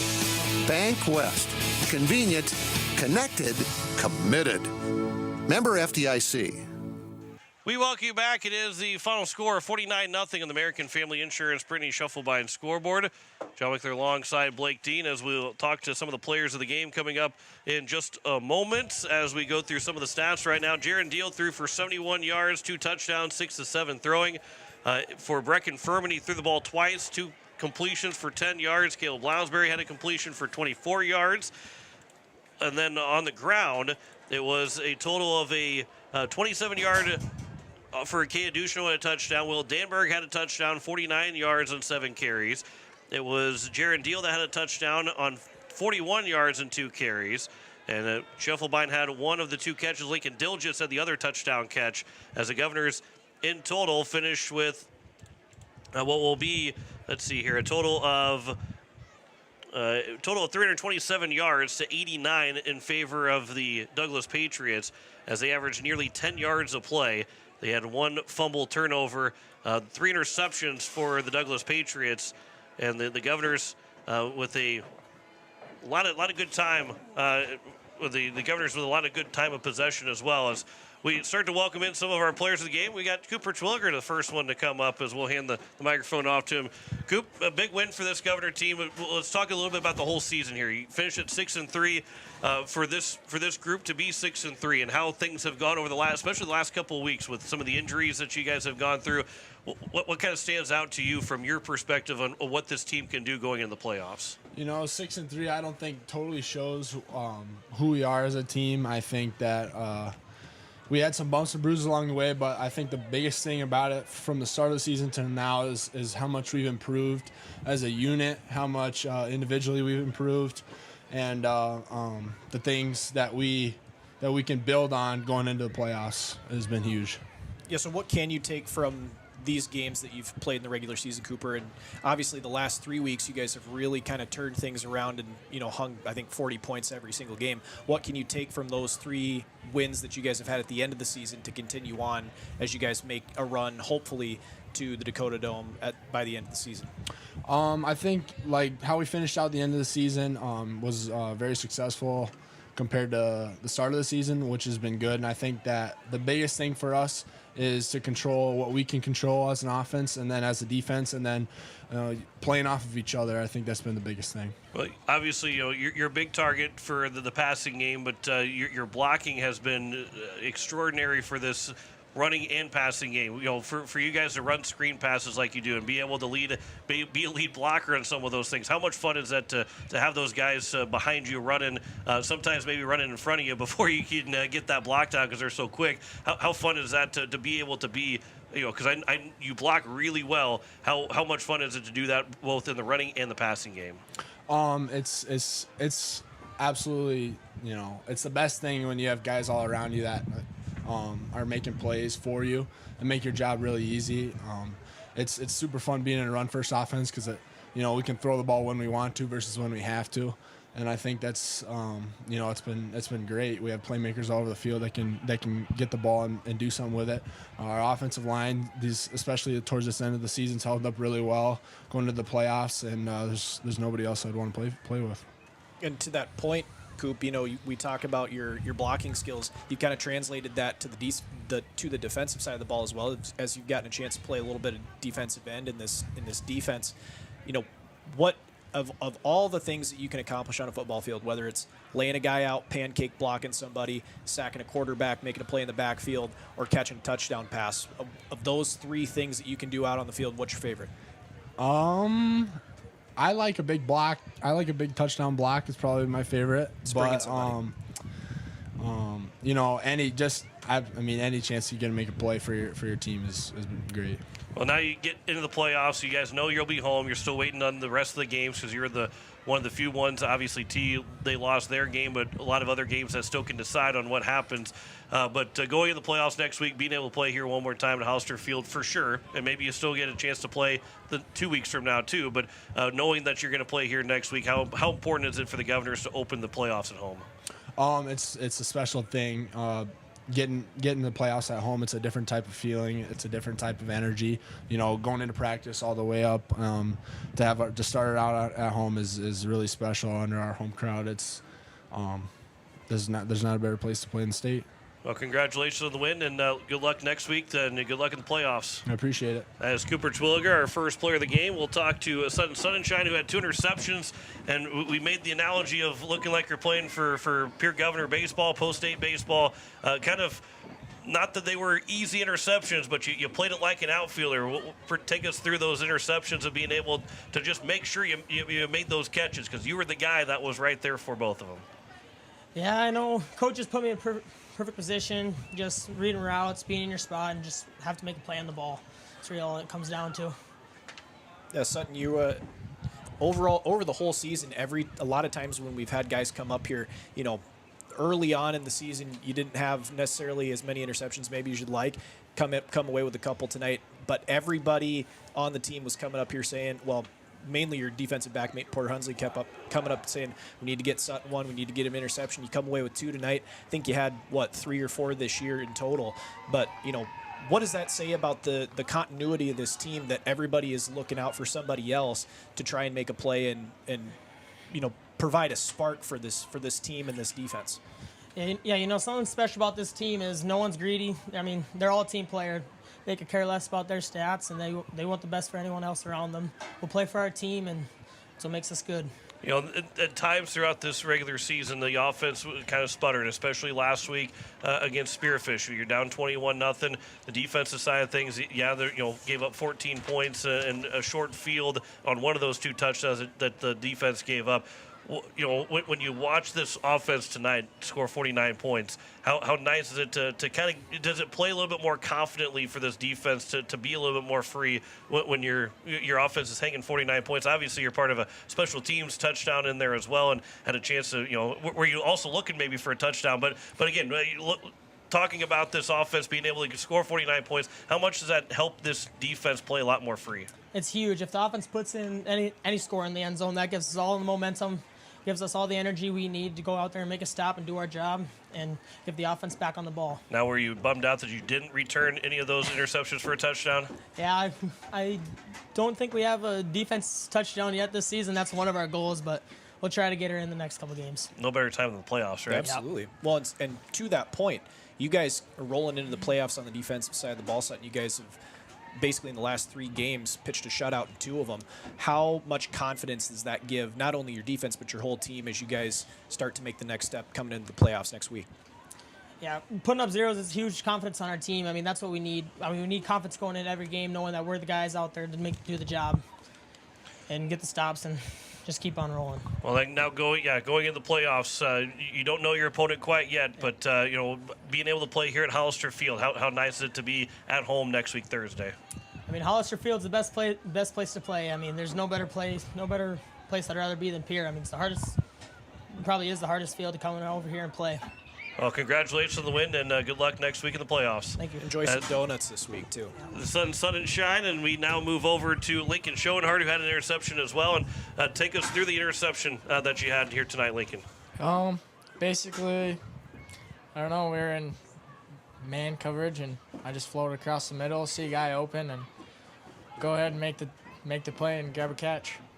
Yeah, Lincoln, you guys have played fantastic football over the course of the season, especially late in the year. In large part to you, we say your name quite a bit, on the defensive side of the ball. What makes you kind of flash in terms of getting into the backfield, making plays, or sitting back in coverage and making a play? Is it a solo effort, like just by you knowing kind of what your instincts are to make plays, or is it, you're just playing off of your guys and playing free and running around and making plays out there? So I think it's kind of both. As a lever, you kind of do both positions, and I guess if you see a play coming your way, go make it, and if you don't, if there's no one to cover, go find someone to cover. Well, and you guys, this defense prides yourself on not giving up points, and obviously you got your second shutout in the last 3 weeks, and you start down 21-0 last week and end up picking up a win, 45-28. What was the message on that defensive side back in the second quarter, second quarter of Spearfish that kind of carried over tonight to make sure that, you guys gave up less than 100 yards of offense after Spearfish was up 21-0, gave up less than 100 yards tonight against Douglas. What was kind of that message to kind of bear down for everybody? We just found what worked and stopped. We went over so much film. We don't let plays go far, and if we do, we come back and make it not happen again. And I know our viewing audience can't see it, neither can our listening audience, but the last two of you guys, both yourself and Sunshine, come up here rocking absolute filthy mustaches. Like, what's the story behind that? I don't know. We're just having fun. Have fun, play free. I mean, I was that's going to say, best way to do it. Look good, feel good, play good. That's right. But you guys are here next Thursday at home. Again, the opponent will still be determined. How nice is it to be at Hollister Field to open up the playoffs? It's so nice. Playing here is, I mean, I'd say it's the best place, but I like grass better than turf, but it's nice. Real quick, too, you're one of these seniors that, obviously you get another home game for sure. You get another home game next week, but being senior night, what has Pierre Governor football kind of meant to you over your course of your career? It showed me leadership and teamwork, and stick with your team. Well, hey, congratulations on the win, and good luck in the playoffs. We'll see you next week. Thank you. As Lincoln Schoenhardt, and now we'll talk to Aiden Beam, who had the special teams touchdown. So, when you see that ball on the ground right in front of you, and you pick it up, and you got nobody, what was going through your mind? Were you trying to make sure you don't trip, like one foot after another? What was going through your mind? Oh, really? At first, I was like, thank you, Porter. Thank you so much for that ball. Then really just scoop and score. Run as fast as you can, touchdown, don't get tackled from behind. That's really all. I got to thank Porter a lot on that. He blocked it for me. Just good all around on our team. Yeah, Aiden, you guys have played really well. Not only, you've made some really positive plays on special teams this year, obviously starting corner on the defensive side of the ball. In terms of, and I'll ask this question kind of too, covering a guy, making a pass breakup or an interception, or scooping and scoring a blocked punt like you had tonight, what stands out to you as your favorite type of play in a football game? My favorite play is probably those jump balls. That's how I've got most of my interceptions, those jump balls. I just see the ball, I see the guy, and try to push him around and try to get that ball. Do you feel like this defense, and I'm sure the answer is probably going to be yes, but what makes this defense feel like it's playing at its best right now? How do you guys feel going into the playoffs, knowing that 2 shutouts in the last 3 games? What's kind of been what this defense has been able to take the next step? This year really we focused on AVB and doing it for him, doing the defense for him because he played defense, he played lever. So we won for him, and obviously we had those 2 shutouts, but we want more and become better in the playoffs. Well, I was going to say, I didn't get a chance, and that's a fantastic answer, but I was going to tell you to turn around and see your head coach wearing your helmet for just a little bit, but he already took it off because I'm going to make you laugh about it. But, Blake, we'll go over to you for the next question. Yeah, I was going to say. We'll move past that one. Yeah, absolutely. Aiden, what can you take away from, obviously, another senior after Lincoln as well, your senior year playing football, senior night tonight? What has being a Pierre Governor meant to you as far as Pierre Governor football is concerned? What has it taught you life lessons wise, and just what does it mean to you, in general? Really, it's given me another family. It's given me a second family. All these guys around me are brothers. And it's also taught me how to be resilient and keep working, become better, never think you're at your top. Well, hey, congratulations on the win, and good luck going in the playoffs next week. We'll see you back here at Hollister Field next Thursday. Thank you. As Aiden Beam, our final player of the game, we'll pass the microphone over to the head coach of the Pierre Governors and Steve Steele. And Coach, 49-0 win. This is kind of what maybe you're hoping and expecting to have, and overall, your takeaway from this win tonight against Douglas? Yeah, happy with the effort. I think the guys got the work done that they needed to get done. We saw what we needed to see, and then we had a lot of fun watching some of the younger guys go in there and make some plays. And I think that was overall the goal. I think it was another pretty complete game. And that was going to be the question I asked, Coach. Is clearly it was an effort for you guys to get as many guys in on the second and third team into the ball game late in the game. How important are those reps for those younger guys to, for a lot of them, it's their first time getting the opportunity to play varsity football under the lights at Hollister Field in front of the home crowd? Yeah, most of those guys, it's going to be great for them next year. They'll have that first one out of the way. They'll kind of understand what it's all about and what it's like. And, again, with the freshmen, that's one of the reasons we have them come out, after the freshman season's done. They kind of get to see the varsity routine, and they get to see what a varsity game day is like and what the varsity sideline is like. And cases like tonight, some of them get to see what the bright lights are like out there on the field. And so I think it gives them a little bit of a head start when they come back for their sophomore year, just a better understanding of what it's all about. But yeah, I mean, we haven't had a lot of opportunities to do those kinds of things, so it was really good to get one tonight. And you end up having a total of 327 yards of offense. You hold Douglas to under 90 yards of offense, both offensively and defensively. There's 2 possessions that you didn't score on. One, I guess 3, one end of the game. But the other one was a missed field goal and then a fumble towards the end where you pretty much were scoring at will. The defense obviously stopped every single possession. There's only one long sustained drive by Douglas overall, which only maybe went about 40 yards in total. I mean, really, when you look at this game and all the guys that got in, do you feel really good about going into the playoffs with the effort that you had tonight going into next Thursday? Yeah, I think we're playing our best. I mean, that's always the goal. I think you saw 3 really good games in a row. I mean, you take out 3 drives, I think you see 3 complete games as we head into the playoffs. So I'm very pleased with where we are. But I mean, that doesn't mean we can stop, obviously, or stop growing and get complacent. We've got to continue to build on that, and put 3 more together. That's always the challenging part. Is no matter how many you feel like you've got put together and where you're at, you've got to put 3 good ones together at the end, or it doesn't matter. And adding to that complete game, that John was talking about, 2 coaches, I thought special teams was fantastic for you guys as well. Definite plus, obviously a punt block where you got to scoop and score for a touchdown. Jacoby LaRush had a fantastic kick that you guys ended up recovering and, basically going up 2 scores before Douglas even had a chance to run an offensive play.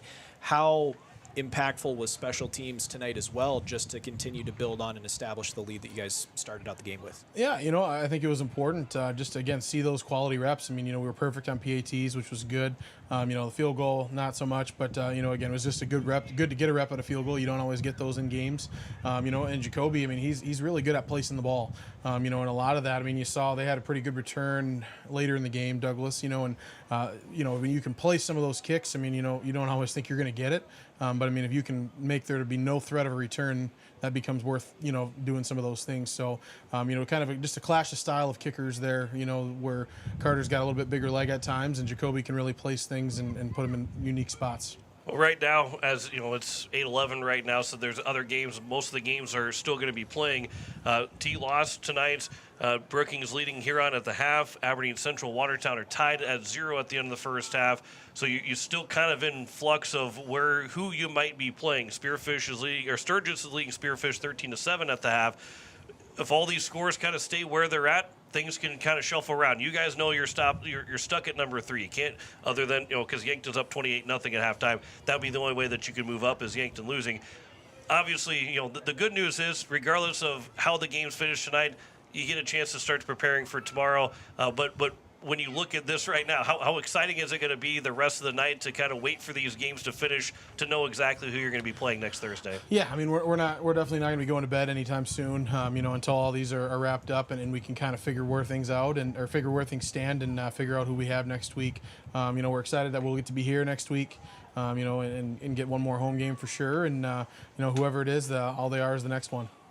And to that point, Coach, does game planning start immediately tonight? Yep. Or do you okay, there you go. Yep, it'll start tonight. We've already kind of got preliminary stuff done for who we thought it would be, but we'll see if we wasted time or not. Well, and I would say, outside of T, really your opponents are going to be teams that you've already faced. So that does help. And getting film on T, again, whether that is T or not, that's the only thing is that you haven't seen them. But everybody else, not that you're going to say that you're comfortable playing anybody or one team over the other, but you are familiar with almost everybody other than T.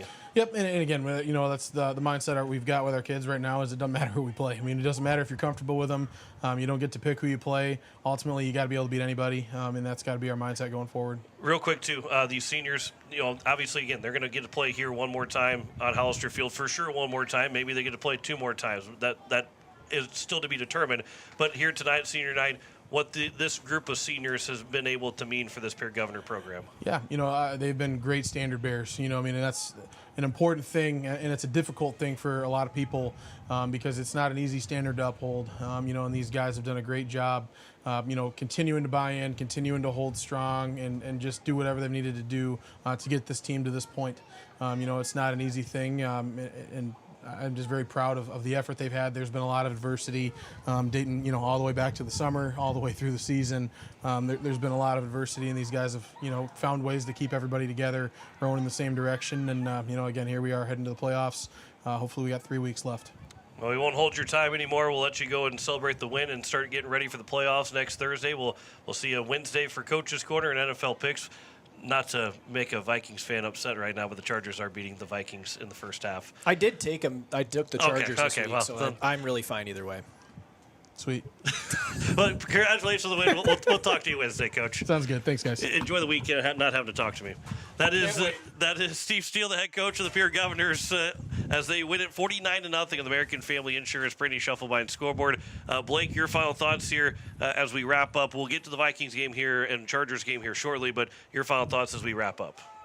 Well, let's delay that as long as we can because we'll spare the listeners. I want to go home, though. Some heartbreak. I know. I'm just saying as far as the Vikings go. We could maybe go through some scores, too. That's true. We could do that. I think the biggest thing that we took away from tonight, and kind of like Coach said, too, this was a very complete win for the Governors, both on offense, defense, and special teams. They really dominated in all facets of the game.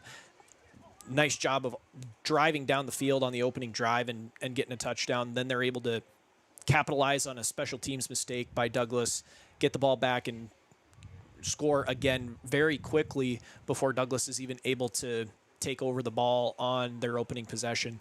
And really, that was kind of the story of the game. As things moved along, they were able to get 35 points on the board before halftime, get the running clock going, and a chance for those younger guys to get in and get valuable reps here at Hollister Field. This is a time for these younger kids where, they really haven't had the opportunity to see what the bright lights of a Thursday or Friday night at Hollister look like, and they were able to get those reps so that they're able to come back in next season and really, make positive headway as they're able to finish out their regular season. They may not get those chances the rest of this season, but they'll have that opportunity and that, experience that they can build on come next year. Well, we do have one final update, studio update from Wyatt Barichka. We'll send it over to Wyatt for our final update of the night. John, a local game of interest to note about as the Sully Buttes Chargers over Hitchcock-Tulare 34-0 with 6 minutes left to go in the third quarter. Harriet Shelby area is 20-0 over Canastota with 8 minutes left to go in the fourth quarter. In 9B football playoff action, you have Fulton area up 47-16. Second quarter action about to enter halftime. 11 AA scores to wrap up the evening. Aberdeen Central over Watertown. End of the first half is both teams with goose eggs on the scoreboard. Brookings and Huron, it's 8-6 in favor of Brookings. Sturgis Brown is up 13-7 over Spearfish at the half, and Yankton over Mitchell 28-0. Have a good evening, everybody, and back to you, John. Congratulations on the Pierre Governors on their win tonight over Douglas.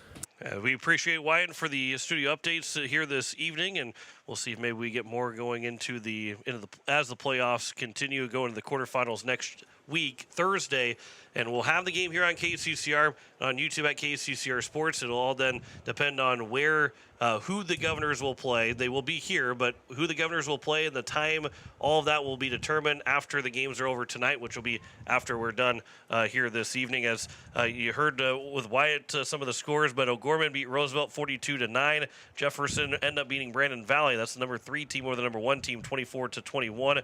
The Central beating Stevens right now, 19-0, and Lincoln tied with Harrisburg near the end of the first half at 21-21. You heard those AA scores in 11A. Lennox over Del Rapids right now, 20-14 at the end of the first half. West Central over Vermilion at the end of the first half, 27-10.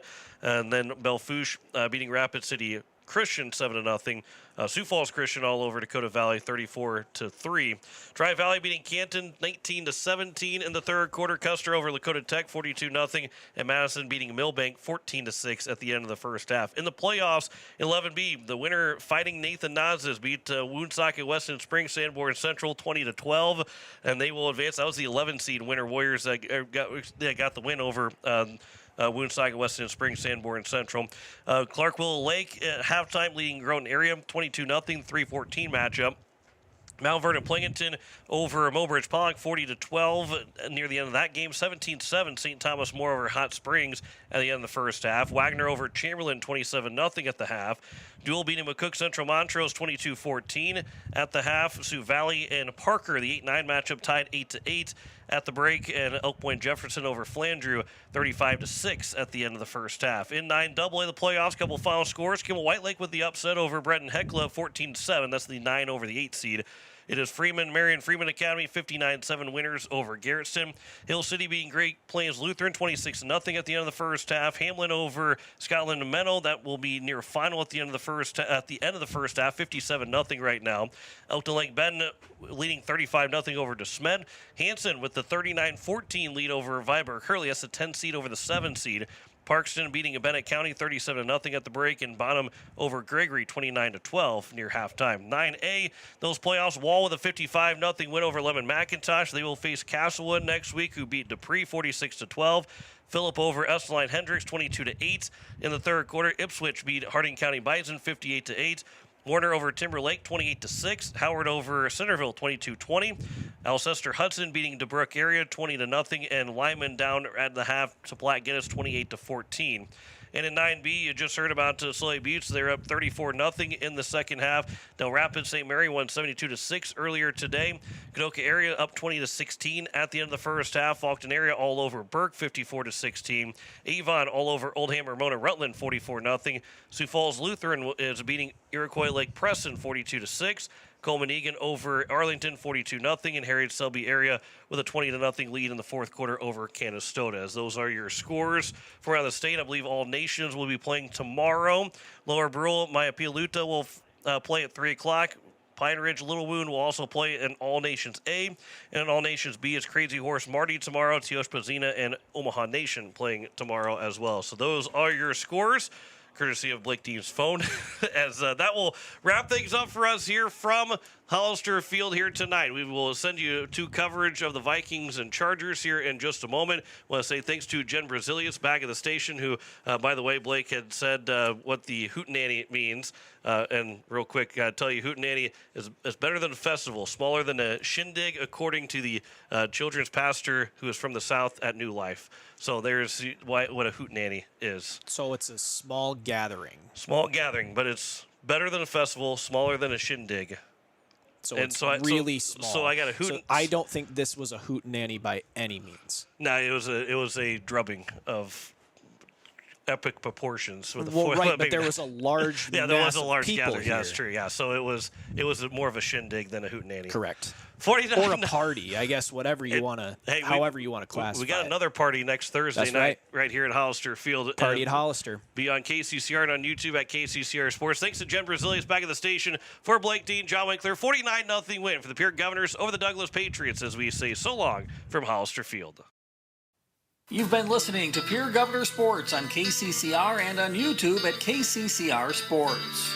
The Pierre Governors are brought to you by Bank West, Allied Plumbing, Beck Motors, Home Care Services, Venture Communications, Vilas Pharmacy, Todd's Electric, State Farm Insurance, CHS River Plains, and Zander Auto Parts. And by Wheelhouse Auto Body, Slumberland, SD7, Shane's Pharmacy, Kathy Sunshine Properties, Capital City Ford, Lincoln, and Toyota, First Fidelity Bank, Country Carpet and Flooring, and Dakota Sprinkler and Landscaping. And by Wagner Auto, Sanford Clinic, the South Dakota Office of Attorney General Division of Consumer Protection, American Family Insurance Brittany Scheffelbein Agency, Envirotech, First National Bank, and Faith Lutheran Church. And by Kruger Climate Systems, River Bottom Sanitation, Rising Hope Counseling, Pizza Ranch, Olson Plumbing, Dakota Storm Roofing, Ferding Electric, James Valley Landscaping, Lamb Motors, May Adam, and First Dakota National Bank. And by Oahe Federal Credit Union, Missouri River Dentistry, Kruger Contracting, Karsten Erickson Roofing, Gales Gas, Edward Jones Financial, and First United Methodist Church. Join us all season for more of the Pierre Governors. This has been a special presentation of Riverfront Broadcasting, Central South Dakota's sports